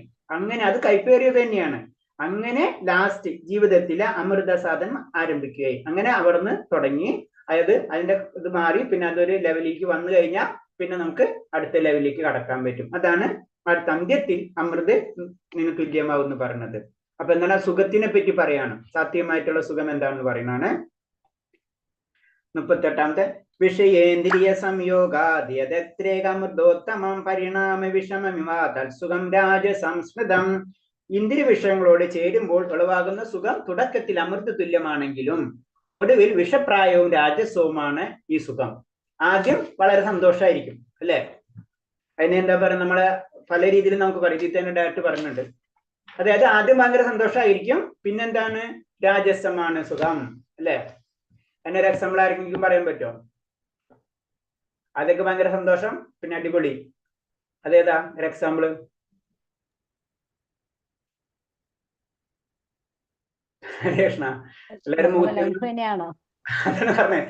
എല്ലാരും മുഖത്തൊരു ഇത് വരുന്നുണ്ട്, മന്ദസ്മിതം. അത് അതിന് ഞാൻ പറഞ്ഞത് വലിയ ഇതിൽ പറയുന്നുണ്ട്. അതെ, പല രീതിയിലും നമുക്ക് ഡാറ്റ നമ്മളെ പറ്റി ജസ്റ്റ് ഒരു ഇതിന്ന് പറഞ്ഞെന്ന് മാത്രമുള്ളത്. കാരണം എന്ന് വെച്ച് കഴിഞ്ഞാൽ ഒരു യുവാവും യുവതിയും തമ്മിൽ കണ്ടുമുട്ടുന്നു. അപ്പോൾ അയാൾ യുവതിയെ കാണാനും തൊടാനും അങ്ങനത്തെ രീതിയിലൊക്കെ ആഗ്രഹങ്ങൾ വരും. പിന്നെന്താണ്, ഇത് കഴിഞ്ഞ് കുറച്ചു കാലത്തിന് ശേഷമായിട്ട് ആ സുഖം വിഷതുല്യമാവുകയും ചെയ്യും. അവർ തമ്മിൽ പിരിയും അല്ലെങ്കിൽ വിവാഹമോചനം നടത്തും. ഇങ്ങനെ അത് ജനറൽ ആയിട്ടുള്ള പോയിന്റ്സുകളാണ്. ഇത് പെട്ടെന്ന് മനസ്സിലാകാൻ വേണ്ടിയാണ് പ്രഭാസ്വാമി അതിന്റെ കുറച്ചും കൂടി ഡീറ്റെയിൽ ആയിട്ട് നമുക്ക് പറഞ്ഞത്. നമ്മളെ ലൈഫ് വെച്ചിട്ട് ഇങ്ങനെ പറഞ്ഞു തരുന്നതാണ്. അപ്പൊ ഇത്രേ ഉള്ളൂ. കാരണം നമ്മൾ ആദ്യം നമുക്ക് ഫസ്റ്റ് ചെയ്യുമ്പോൾ വളരെ സന്തോഷം തോന്നും. അത് കഴിഞ്ഞ് ദുഃഖങ്ങളിലേക്ക് കടക്കും. അതിനുള്ള അങ്ങനത്തുള്ള സുഖത്തെയാണ് പറഞ്ഞത് എന്താ രാജസികമായിട്ടുള്ള സുഖം എന്ന് പറയുന്നത്. അപ്പൊ ഇന്ദ്രിയങ്ങളും വിഷയങ്ങളുമായുള്ള സമ്പർക്കത്തിൽ നിന്നുളവാകുന്ന സുഖം ദുഃഖത്തിനെ വഴിവെക്കുള്ളൂ. ശരിക്കും പറഞ്ഞു കഴിഞ്ഞാൽ ഇന്ദ്രിയങ്ങളായിട്ട് ബന്ധപ്പെട്ട് നമ്മൾ എന്തൊക്കെ ചെയ്യണതോ അത് ആദ്യം നമുക്ക് എന്ത് കിട്ടും? സുഖം കിട്ടും. പിന്നെ എന്ത് സംഭവിക്കുക? അത് ദുഃഖത്തിനെ വഴിവെക്കുള്ളൂ.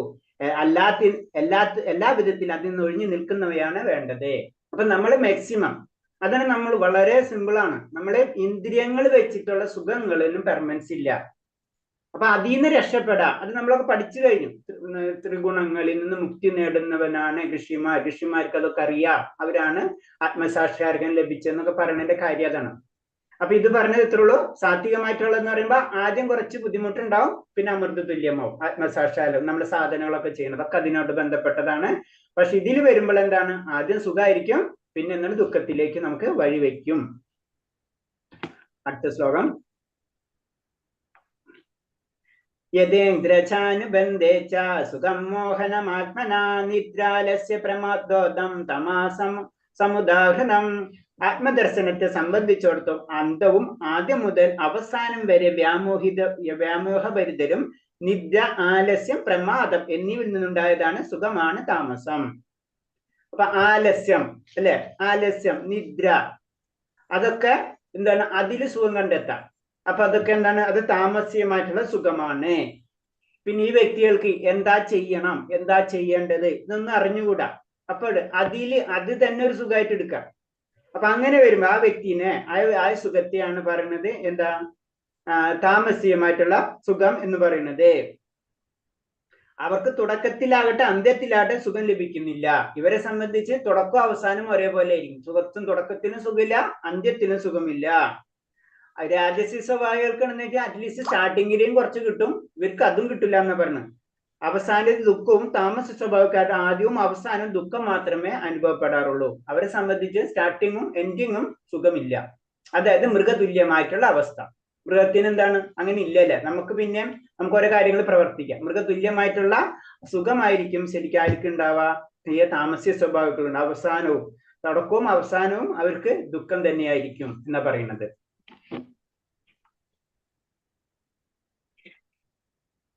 അടുത്ത ശ്ലോകം. സതി പൃഥിവം വാ ദിതി ദേവേഷു വാമുനാ സാത്തം പ്രകൃതിർജൈർമുക്തം യദേവി സാ ത്രിഗുണാ ഗുണേ. ഈ ഭൂമിയിലോ ഉപഗ്രഹ വ്യൂഹങ്ങളിലോ ദേവന്മാർക്കിടയിലോ പ്രകൃതി ജനങ്ങളായ ഈ 3 ഗുണങ്ങളിൽ നിന്ന് മുക്തനായിട്ട് യാതൊരു ജീവനുമില്ല. അപ്പൊ സിമ്പിളാണ്. ഭൗതിക ലോകത്തിലേക്ക് വന്നു കഴിഞ്ഞാൽ ഈ ഭൗതിക ലോകത്തിൽ നിന്ന് മുക്തനാവാൻ നമുക്ക് പറ്റില്ല. എപ്പോഴേയും നമ്മളൊരു ആത്മസാക്ഷാത്കാരത്തിന് വേണ്ടിയിട്ടുള്ള ഒരു ഗുരുവിനെ കണ്ടുപിടിക്കുന്നത് വരെയും ആയ ഉപാസനകൾ ചെയ്യാത്തിടത്തോളം കാലം, നമ്മൾ സാത്വികഗുണത്തിലേക്ക് കടക്കാത്തിടത്തോളം കാലം, സാത്വികഗുണത്തിൽ നിന്ന് കടന്ന് വിശുദ്ധ സത്വഗുണത്തിലേക്ക് കടന്നു കഴിഞ്ഞാലേ മാത്രമോ ഭക്തി എന്ന് നമുക്ക് പറയാൻ പറ്റുള്ളൂ. നമ്മളെല്ലാവരും ഭക്തരാണ്, അതൊക്കെ വേറെ കാറ്റഗറി, ഒക്കെ ശരിയാണ്. പക്ഷെ എന്താണ് പരിപൂർണ പ്യുവർ ഡിവോട്ടി എന്ന് പറയുന്നത്, ശുദ്ധ ഭക്തൻ എന്ന് പറയുന്ന ഭക്തൻ എന്താണ്, ഈ ഭൂമിയിലോ ഉപരിഗ്രഹ വ്യൂഹങ്ങളിലെ ദേവന്മാർക്കിടയിലോ പ്രകൃതി ജനങ്ങളായ ഈ 3 ഗുണങ്ങളിൽ നിന്ന് മുക്തനായിട്ട് യാതൊരു ജീവനുമില്ല. ദേവന്മാർക്ക് ഇല്ലാന്ന്, ദേവന്മാരുടെ ഇടയിൽ അടക്കില്ല എന്ന് പറഞ്ഞു. അപ്പൊ ആ ലെവൽ ഭക്തിയുടെ ഏറ്റവും ഉയർന്ന ലെവലിനാണ് അത് സൂചിപ്പിക്കുന്നത്. അടുത്ത ശ്ലോകം. ബ്രാഹ്മണ ക്ഷത്രിയ വിംശം ശൂദ്രാണം ച പരന്തപ കർമാണി പ്രവിഭക്താനി സ്വഭാവ പ്രവൈഗുണൈ. ഹേ ശത്രുജ്ഞനായ അർജുന, ബ്രാഹ്മണനെയും ക്ഷത്രിനെയും വൈശ്യനെയും ശൂദ്രനെ തിരിച്ചറിയുന്നത് ത്രിഗുണങ്ങൾ ആധാരമായിക്കൊണ്ടാകുന്ന സ്വഭാവ വ്യത്യാസത്തിന്റെ അടിസ്ഥാനത്തിലാണ്. ഇനി 3 വർണ്ണങ്ങളെ പറ്റി പറയാണ്. വർണ്ണങ്ങൾ അറിയാം, നമുക്കറിയാം ഏതൊക്കെയാണ് വർണ്ണങ്ങളാണുള്ളത്. നമ്മളിൽ 4 വർണ്ണങ്ങളായിട്ട് തിരിക്കണമെന്ന് പറഞ്ഞില്ലേ? ഗുണകർമ്മ വിഭാഗ ചാതുർവർണ്ണമായ ശിഷ്ടം ഗുണകർമ്മ വിഭാഗാശ എന്ന് പറഞ്ഞില്ല. ഈ ചാതുർവർണ്ണ ഏതൊക്കെയാ? ബ്രാഹ്മണൻ, ക്ഷത്രിയൻ, വൈശ്യർ, ശൂദ്രൻ. ശരി, ഹരേഷ്. അപ്പൊ ഇവരെ പറ്റി, ഇവർക്കും ത്രിഗുണങ്ങളുള്ളാണ്. വൈശ്യർക്ക് ഉണ്ടാവും ഗുണം, അത് ഏത് ഗുണമാണ്? ശൂദ്രനുണ്ടാവുന്ന ഗുണം എന്താണ്? അതൊക്കെ ഇനി ഡീറ്റെയിൽ ആയിട്ട് പറഞ്ഞു തരാൻ പോകുന്നത്. സമോദമസ്തപ്ത സൗജം ശാന്തിരാർജവമേവ ജ്ഞാന വിജ്ഞാനമാസിക്തം ബ്രഹ്മകർമ്മ സ്വഭാവജം. ശാന്തത, ആത്മസംയമനം, തപസ്, വിശുദ്ധി, ക്ഷമ, സത്യസന്ധത, ജ്ഞാനം, വിജ്ഞാനം, ആസിക്തം എന്നിവയാണ് ബ്രാഹ്മണരുടെ പ്രവർത്തികളുടെ ഗുണവിശേഷങ്ങൾ. അപ്പൊ ഒരു ബ്രാഹ്മണൻ എന്ന് പറഞ്ഞു കഴിഞ്ഞാൽ ഇത്രയും ഗുണങ്ങൾ ആ വ്യക്തിക്ക് ഉണ്ടായിരിക്കണം. 9 ഗുണങ്ങളാണ് എൻ്റെ ഒരു ഇതിൽ. 1, 2, 3, 4, 5, 6, 9 ഗുണം. ഈ 9 ഗുണം ഉണ്ടായി കഴിഞ്ഞാലോ ഒരു ബ്രാഹ്മണനാവുള്ളൂ. അതാണ് പ്രത്യേകത. അല്ലാത്തവൻ ബ്രാഹ്മണനല്ല. അതാണ് ഏതൊക്കെയാണ്? ശാന്തത, ആത്മസംയമനം, തപസ്, വിശുദ്ധി, ക്ഷമ, സത്യസന്ധത, ജ്ഞാനം, വിജ്ഞാനം, ആസിക്തം എന്നിവയാണ് ബ്രാഹ്മണരുടെ പ്രവർത്തിയുടെ ഗുണവിശേഷങ്ങൾ. ഇങ്ങനത്തെ ഒരു വ്യക്തിനെ അല്ലാണ്ട് ഇതിൽ ജനിച്ചാൽ ബ്രാഹ്മണൻ എന്ന് എവിടെ എഴുതിച്ചിട്ടില്ല. ഭഗവാൻ പറഞ്ഞ ഇത്രയും ഗുണങ്ങൾ ആരിലുണ്ടോ അവൻ എന്താണ്? അവൻ ബ്രാഹ്മണനായിരിക്കും. പക്ഷെ അത് വേറെ രീതിയിൽ പറയാം. ഞാനൊന്ന് പറഞ്ഞോട്ടെ, മതി, ഇതൊന്ന് പറഞ്ഞിട്ട് പറയാം. അതായത് ബ്രാഹ്മണൻ എന്ന് പറയുമ്പോ നമ്മളൊരു ഡോക്ടറെ വെച്ച് കമ്പയർ ചെയ്യാം. ഒരു ഡോക്ടർക്കും ഒരു ഡോക്ടറിന് മകനോ മകളോ ഡോക്ടർ ആവാനുള്ള സാധ്യത കൂടുതലുണ്ട്, അല്ലെ? ജനറൽ കാറ്റഗറി അല്ലെ? കാരണം ആ കാര്യങ്ങൾ എങ്ങനെ വന്നതെന്നൊക്കെ അറിയാം. അപ്പൊ ആ കറക്ഷൻ കൂടുതലായിരിക്കും, അല്ലെ? സാധാരണ ഒരു കുടുംബത്തിൽ നിന്ന് ഒരു ഡോക്ടറായ ലെവൽ ഏതെങ്കിലും സബ്ജക്ട് കൂട്ടിപ്പോ ബുദ്ധിമുട്ടായിരിക്കും. പക്ഷെ രണ്ടുപേരും ആ ക്വാളിറ്റി പാസ്സായിരിക്കണം, അല്ലെ? ഡോക്ടർ ആണെങ്കിൽ MBBS എക്സാം പാസ്സായിരിക്കണം. അത് ഏത് ലെവലാണെങ്കിൽ പാസ്സായി കഴിഞ്ഞാൽ ഡോക്ടർ ആവുന്നുള്ളൂ. പക്ഷെ ചാൻസസ് കൂടുതലായിരിക്കാം കമ്പാരിറ്റീവ്ലി. മറ്റൊരു ബുദ്ധിമുട്ടുണ്ടായിരുന്നു. ബുദ്ധിമുട്ടുന്ന എല്ലാവരും ബുദ്ധിമുട്ടാം.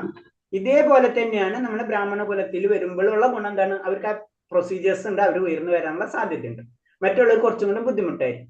അതാണ് അത്ര ഉള്ളതിന്റെ വ്യത്യാസം. പക്ഷെ ഭഗവാൻ പറഞ്ഞ ഇത്രയും ഗുണകർമ്മ വിഭാഗാശാന്ന് ക്ലിയർ ആയിട്ട് പറഞ്ഞു. ഗുണം ഇത്രയും ഉണ്ടാവണം.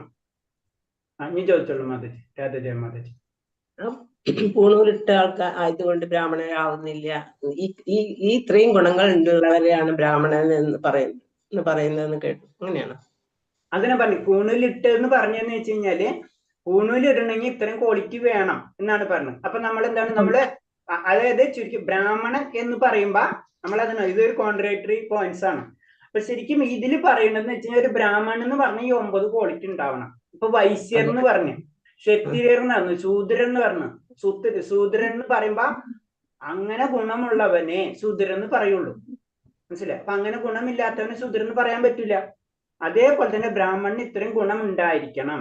പക്ഷെ എന്ന് വെച്ചാൽ ഇതിലും പ്രത്യേകത, ഇത്രയും ഗുണം എത്തിക്കഴിഞ്ഞാൽ ബ്രഹ്മാവസ്ഥയിലെത്തി. മനസ്സിലായില്ലേ? നമ്മള് ആ ഏറ്റവും ഉയർന്നു കംപ്ലീറ്റ് സത്യസന്ധത ഒക്കെ പറഞ്ഞു കഴിഞ്ഞാല് നമുക്ക് പ്രാക്ടിക്കൽ ആണോ? അല്ല. തപസ് 100% നമുക്ക് ചെയ്യാൻ പറ്റുമോ? ബ്രഹ്മാവിന് പോലും ബ്രഹ്മാവിന് അന്ന് പറഞ്ഞല്ലോ പരിശുദ്ധിയില് എത്ര പെർസെന്റേജ് എന്ന് പറഞ്ഞത്? 81% പരമശിവനുള്ളൂ, 78% ബ്രഹ്മാവിനുള്ളൂ. നമ്മളെ സംബന്ധിച്ച് 40% ആയിരിക്കാം. അപ്പൊ പറഞ്ഞത് നമ്മളെ ഗുണങ്ങളിൽ ഏറ്റവും ഉയർന്ന ഗുണം ഏതാണ്? അത് സാത്വിക ഗുണമാണ്. ആ ഗുണം ബ്രാഹ്മണനിലേക്ക് അടുപ്പിക്കുകയാണ് ചെയ്യുന്നത്. അപ്പൊ മാക്സിമം നമുക്കറിയാം, നമ്മൊരു എക്സാം എടുക്കുമ്പോ 100% മാർക്ക് ഉണ്ട്. പക്ഷെ നമുക്കറിയാം 90 and above എന്ന് പറഞ്ഞാൽ ഈക്വൽ ടു 100, അല്ലെ? നമുക്കൊരു ഏകദേശം ഇപ്പൊ നമ്മളെ ഗ്രേഡ് A+, A എന്ന് പറഞ്ഞിട്ടല്ലേ? അതേപോലെ തന്നെയാണ് കാറ്റഗറി തിരിച്ചിട്ടുള്ളത്. ഇത്ര ആയിക്കഴിഞ്ഞാൽ അറ്റ്ലീസ്റ്റ് വരും. അതിന്റെ അകത്ത് എല്ലാവരും അതേ പോയിന്റിലേക്ക് എത്തണം എന്നില്ല, അങ്ങനെ എത്തൂല. പക്ഷെ ഇത്രയും ഗുണങ്ങൾ ആ വ്യക്തിക്ക് ഉണ്ടായിരിക്കണം. അത് കുറച്ചെങ്കിലും നമ്മളൊരു എക്സാം എടുക്കുമ്പോൾ നമുക്ക് 10ാം ക്ലാസ്സിൽ പരീക്ഷ എടുക്കുമ്പോൾ സയൻസ്, മാത്സ് അങ്ങനെ കുറെ സബ്ജക്റ്റുകൾ ഉണ്ടാവും. മിനിമം ഇത്രയെങ്കിലും പാസ്സാവണം. ഇതിന് മാത്സിന് 50%, ഇതിന് 50%, ഇതിന് 70%, 90% എന്ന് പറഞ്ഞ പോലെ ലിസ്റ്റ് ആണ്. അതായത് സബ്ജക്റ്റുകൾ പറഞ്ഞിരിക്കുകയാണ്. ഈ ഇത്രയും സബ്ജക്റ്റുകൾ പാസ്സായിരിക്കണം, പാസ് മാർക്കിങ്ങിൽ ഉണ്ടാവണം. ഇതിലേതെങ്കിലും ഫെയിൽ ആയി കഴിഞ്ഞാൽ ആ വ്യക്തിനെ ബ്രാഹ്മണൻ എന്ന് പറയില്ല. അതിന്റെ ഒരു കഥ ഓർമ്മയുണ്ട്, അതിനോട് ബന്ധപ്പെട്ടിട്ട് ഒരു കഥയുണ്ട്. ബ്രാഹ്മണര് ജന്മം കൊണ്ട് ബ്രാഹ്മണര്, മറ്റത് കർമ്മം കൂടി ശരിയാവണം അല്ലെ ഗുരുജി? അതായത് ജന്മം കൊണ്ട് അവർ ബ്രാഹ്മണൻ എന്ന് പറഞ്ഞാലും ലാസ്റ്റ് കർമ്മം കൊണ്ടായാലേ പരിപൂർണതയിലേക്ക് അവർക്ക് എത്തുള്ളൂ. മനസ്സിലായില്ലേ? ഇതിനോട് ബന്ധപ്പെട്ട ഒരു കഥയുണ്ട്. നമ്മൾ പറഞ്ഞു പരിപൂർണത, ഒരു ബ്രാഹ്മണന്റെ ക്വാളിറ്റി കേട്ടിട്ടുണ്ട്. അത് ആരെങ്കിലും പറയാം? ഞാൻ ജസ്റ്റ് ഒരു ഹിന്റ് തരാം. കർണനായിട്ട് ബന്ധപ്പെട്ടിട്ടുള്ളതാണ്. അറിയാം. ദ്രോണാചാര്യരുടെ ശിഷ്യനായിരുന്നു. അപ്പൊ പറഞ്ഞിട്ട് ബ്രാഹ്മണനാണ് അവിടെ അസ്ത്രവിദ്യ പഠിക്കാൻ പോയത്. അങ്ങനെ ദ്രോണാചാര്യരുടെ മടിയിൽ തലവെച്ച് കിടന്ന് ഉറങ്ങുന്ന സമയത്ത് ഒരു തെരുവ് വന്ന് കാലുമ്മേ കുത്തും അർജുനന്റെ കർണന്റെ. അപ്പൊ പെട്ടെന്ന്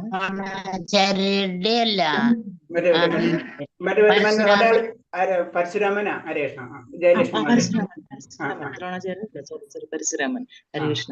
അപ്പൊ അത് ബ്രാഹ്മണനാണെങ്കിൽ അത് സഹിച്ചിരിക്കും. അപ്പൊ കണ്ടുപിടിച്ചു ബ്രാഹ്മണനല്ല, ബ്രാഹ്മണനാണെങ്കിൽ സഹിക്കില്ല ആ വേദന. ക്ഷത്രിയനാണ് സഹിച്ചു. അങ്ങനെയാണ് പഠിക്കുന്നത്.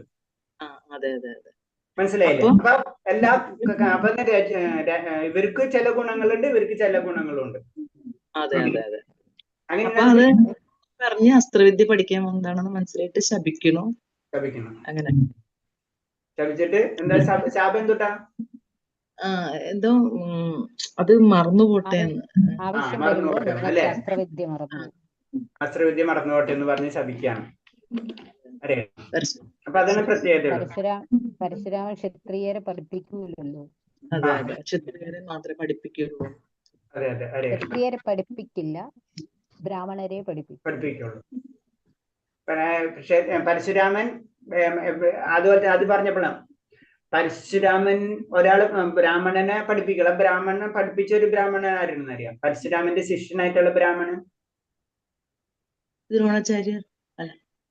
കറക്റ്റ്, ദ്രോണാചാര്യർ ബ്രാഹ്മണനാണ്. അല്ലല്ല, ദ്രോണാചാര്യർ. പരശുരാമൻ കൊടുത്തിട്ടുള്ളതാണ്, ദ്രോണാചാര്യക്കാണ് കൊടുത്തിട്ടുള്ളത് ഹരേഷ്. ഓക്കെ, അപ്പൊ നമുക്ക് ക്ലാസ്സിലേക്ക് കടക്കാം. ഒരു ശ്ലോകം വെച്ചിട്ട് നിർത്താം നമുക്ക്. സൗര്യം തേജോ ധൃതർദാശ്യം യുദ്ധോച്ചാപലായനം ദാനമീശ്വരഭാവശ്ച ശാസ്ത്രം കർമ്മ സ്വഭാവജം പരാക്രമം ബലം ദൃഢനിശ്ചയം നൈപുണ്യം യുദ്ധത്തിൽ ധൈര്യം ഔദാര്യം നേതൃത്വം എന്നിവയത്ര ക്ഷത്രിയുടെ പ്രവർത്തനങ്ങളുടെ സ്വാഭാവിക ഗുണങ്ങൾ. അപ്പോ ഇത് ക്ലിയർ ആയിട്ട് പറഞ്ഞിട്ടുണ്ട്. ഒരു ക്ഷത്രിയനായി കഴിഞ്ഞാൽ ആ വ്യക്തി പരാക്രമം, ബലം, ദൃഢനിശ്ചയം, നൈപുണ്യം, യുദ്ധത്തിൽ ധൈര്യം, ഔദാര്യം, നേതൃത്വം എന്നിവയത്ര ക്ഷത്രിയന്മാരുടെ പ്രവർത്തന സ്വഭാവവിശേഷങ്ങൾ എന്ന് പറയാം. അത്തരം ധൈര്യം ഉണ്ടാവാം, എല്ലാതും കൈകാര്യം ചെയ്യാനുള്ള കഴിവുണ്ടാവാം, മാനേജ്മെന്റ് സ്കിൽ എന്ന് പറയില്ലേ, മാനേജ് ചെയ്യാനുള്ള കഴിവൊക്കെ ഉണ്ടാവുക അവർക്ക്. അതാണ് ക്ഷത്രിയന്മാരുടെ പ്രത്യേകത. ഓക്കെ, സമയം ഒരു 2 ശ്ലോകം കൂടെ വെച്ച് നിർത്താം നമുക്ക്. അടുത്ത ശ്ലോകം വൈശ്യര. കൃഷി ഗോരക്ഷവാണിജ്യം വൈശ്യകർമ്മ സ്വഭാവജം പരിചരാത്മകം കർമ്മ ശുദ്രശാപി സ്വഭാവജം. കൃഷി, ഗോരക്ഷ, വ്യാപാരം എന്നിവ വൈശ്യർക്ക് സ്വാഭാവികമായ കർമ്മങ്ങൾ എത്രേ. ശൂദ്രരുടെ അധ്വാനവും മറ്റുള്ളവരെ പരിചരിക്കലും ആകുന്നു. ഹരേ കൃഷ്ണ. അടുത്തത് സ്വസോ കർമ്മണ്യാഭിരത സംസിദ്ധി ലഭ്യതേ നരാ സ്വകർമ്മ നിരതാ സിദ്ധ്യം യഥാ വിദ്യതി തശൃണു.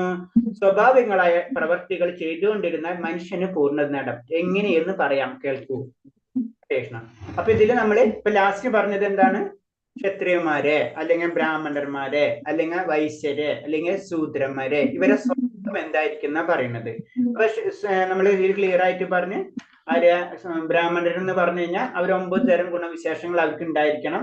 ക്ഷത്രിയർ എന്ന് പറയുമ്പോൾ അവർക്ക് നൈപുണ്യം, ബലം, ദൃഢനിശ്ചയം ഇങ്ങനത്തെ ഉള്ള കാര്യങ്ങളൊക്കെ അവർക്ക് ഉണ്ടാവും. പ്രത്യേകിച്ച് മറ്റവർക്കാണെന്നില്ല കൃഷി, പിന്നെ അതേപോലെ ഗോരക്ഷ, വാണിജ്യം, ഇതൊക്കെയാണ് വൈശ്യരുടെ സ്വഭാവമായിട്ടുള്ള കർമ്മങ്ങൾ എന്ന് പറയുന്നത്. ശൂദ്രർ എന്ന് പറഞ്ഞാൽ അധ്വാനശീലമുള്ളവരായിരിക്കും എന്നാ പറയുന്നത്. പിന്നെ എന്ന് പറഞ്ഞത് ലാസ്റ്റ് പറഞ്ഞ സ്വാഭാവികമായ പ്രവർത്തികൾ ചെയ്തുകൊണ്ടിരുന്നാൽ മനുഷ്യന് പൂർണ്ണത നേടാം. എങ്ങനെയെന്ന് പറയും. ഞാൻ അതിനെപ്പറ്റി പറയാണ്, അത് നമുക്ക് നാളെ നോക്കാം. ഇതില് ശ്രദ്ധിക്കേണ്ട ഇത് ഞാൻ ഇതുപോലെ തന്നെ ഒരു ഇതായിട്ട് പറയാം. ഇപ്പൊ നമ്മളിപ്പോ നാട്ടിലൊക്കെ വൈശ്യരുണ്ട്, ശൂദ്രരുണ്ട് എന്നൊക്കെ ജനറൽ ആയിട്ട് ഇത് പറയാം. നമ്മളിപ്പോ ഒരു ജനറൽ പോയിന്റിൽ ഇപ്പൊ അമേരിക്കയിൽ ഇംഗ്ലണ്ടിൽ പോയി കഴിഞ്ഞിട്ട് എങ്ങനെ മനസ്സിലാക്കാം നാളത്തെ ഹോംവർക്ക് ഹരേഷ്ണ. നമുക്കിപ്പോ ഇവിടെ അങ്ങനെ വെച്ച് എന്തെങ്കിലുമൊക്കെ പറഞ്ഞ് വഴക്കിടാം. നീ ഇങ്ങനെ വൈശ്യരുണ്ട്, നീ ആ ജാതി ഈ ജാതി എന്നൊക്കെ പറയാം. നമ്മള് ഭഗവാൻ ഈ ഇവിടത്തുകാർക്ക് വേണ്ടിയിട്ടല്ലേ ഇതൊക്കെ പറഞ്ഞിട്ടുള്ളത്, എല്ലാവർക്കും കൂടി വേണ്ടിയിട്ടാണ് അല്ലേ? അപ്പൊ എന്റെ ചോദ്യം ഇത്രകളാണ്. അപ്പൊ അവിടെ പോയി കഴിഞ്ഞാൽ ഇപ്പൊ ഇതന്നെ ചോദിക്കുമല്ലോ, നമ്മളെ വ്യക്തികൾ എല്ലാത്തിനും ക്വസ്റ്റ്യൻസ് എടുക്കുന്നുണ്ട്. മനസ്സിലാക്കി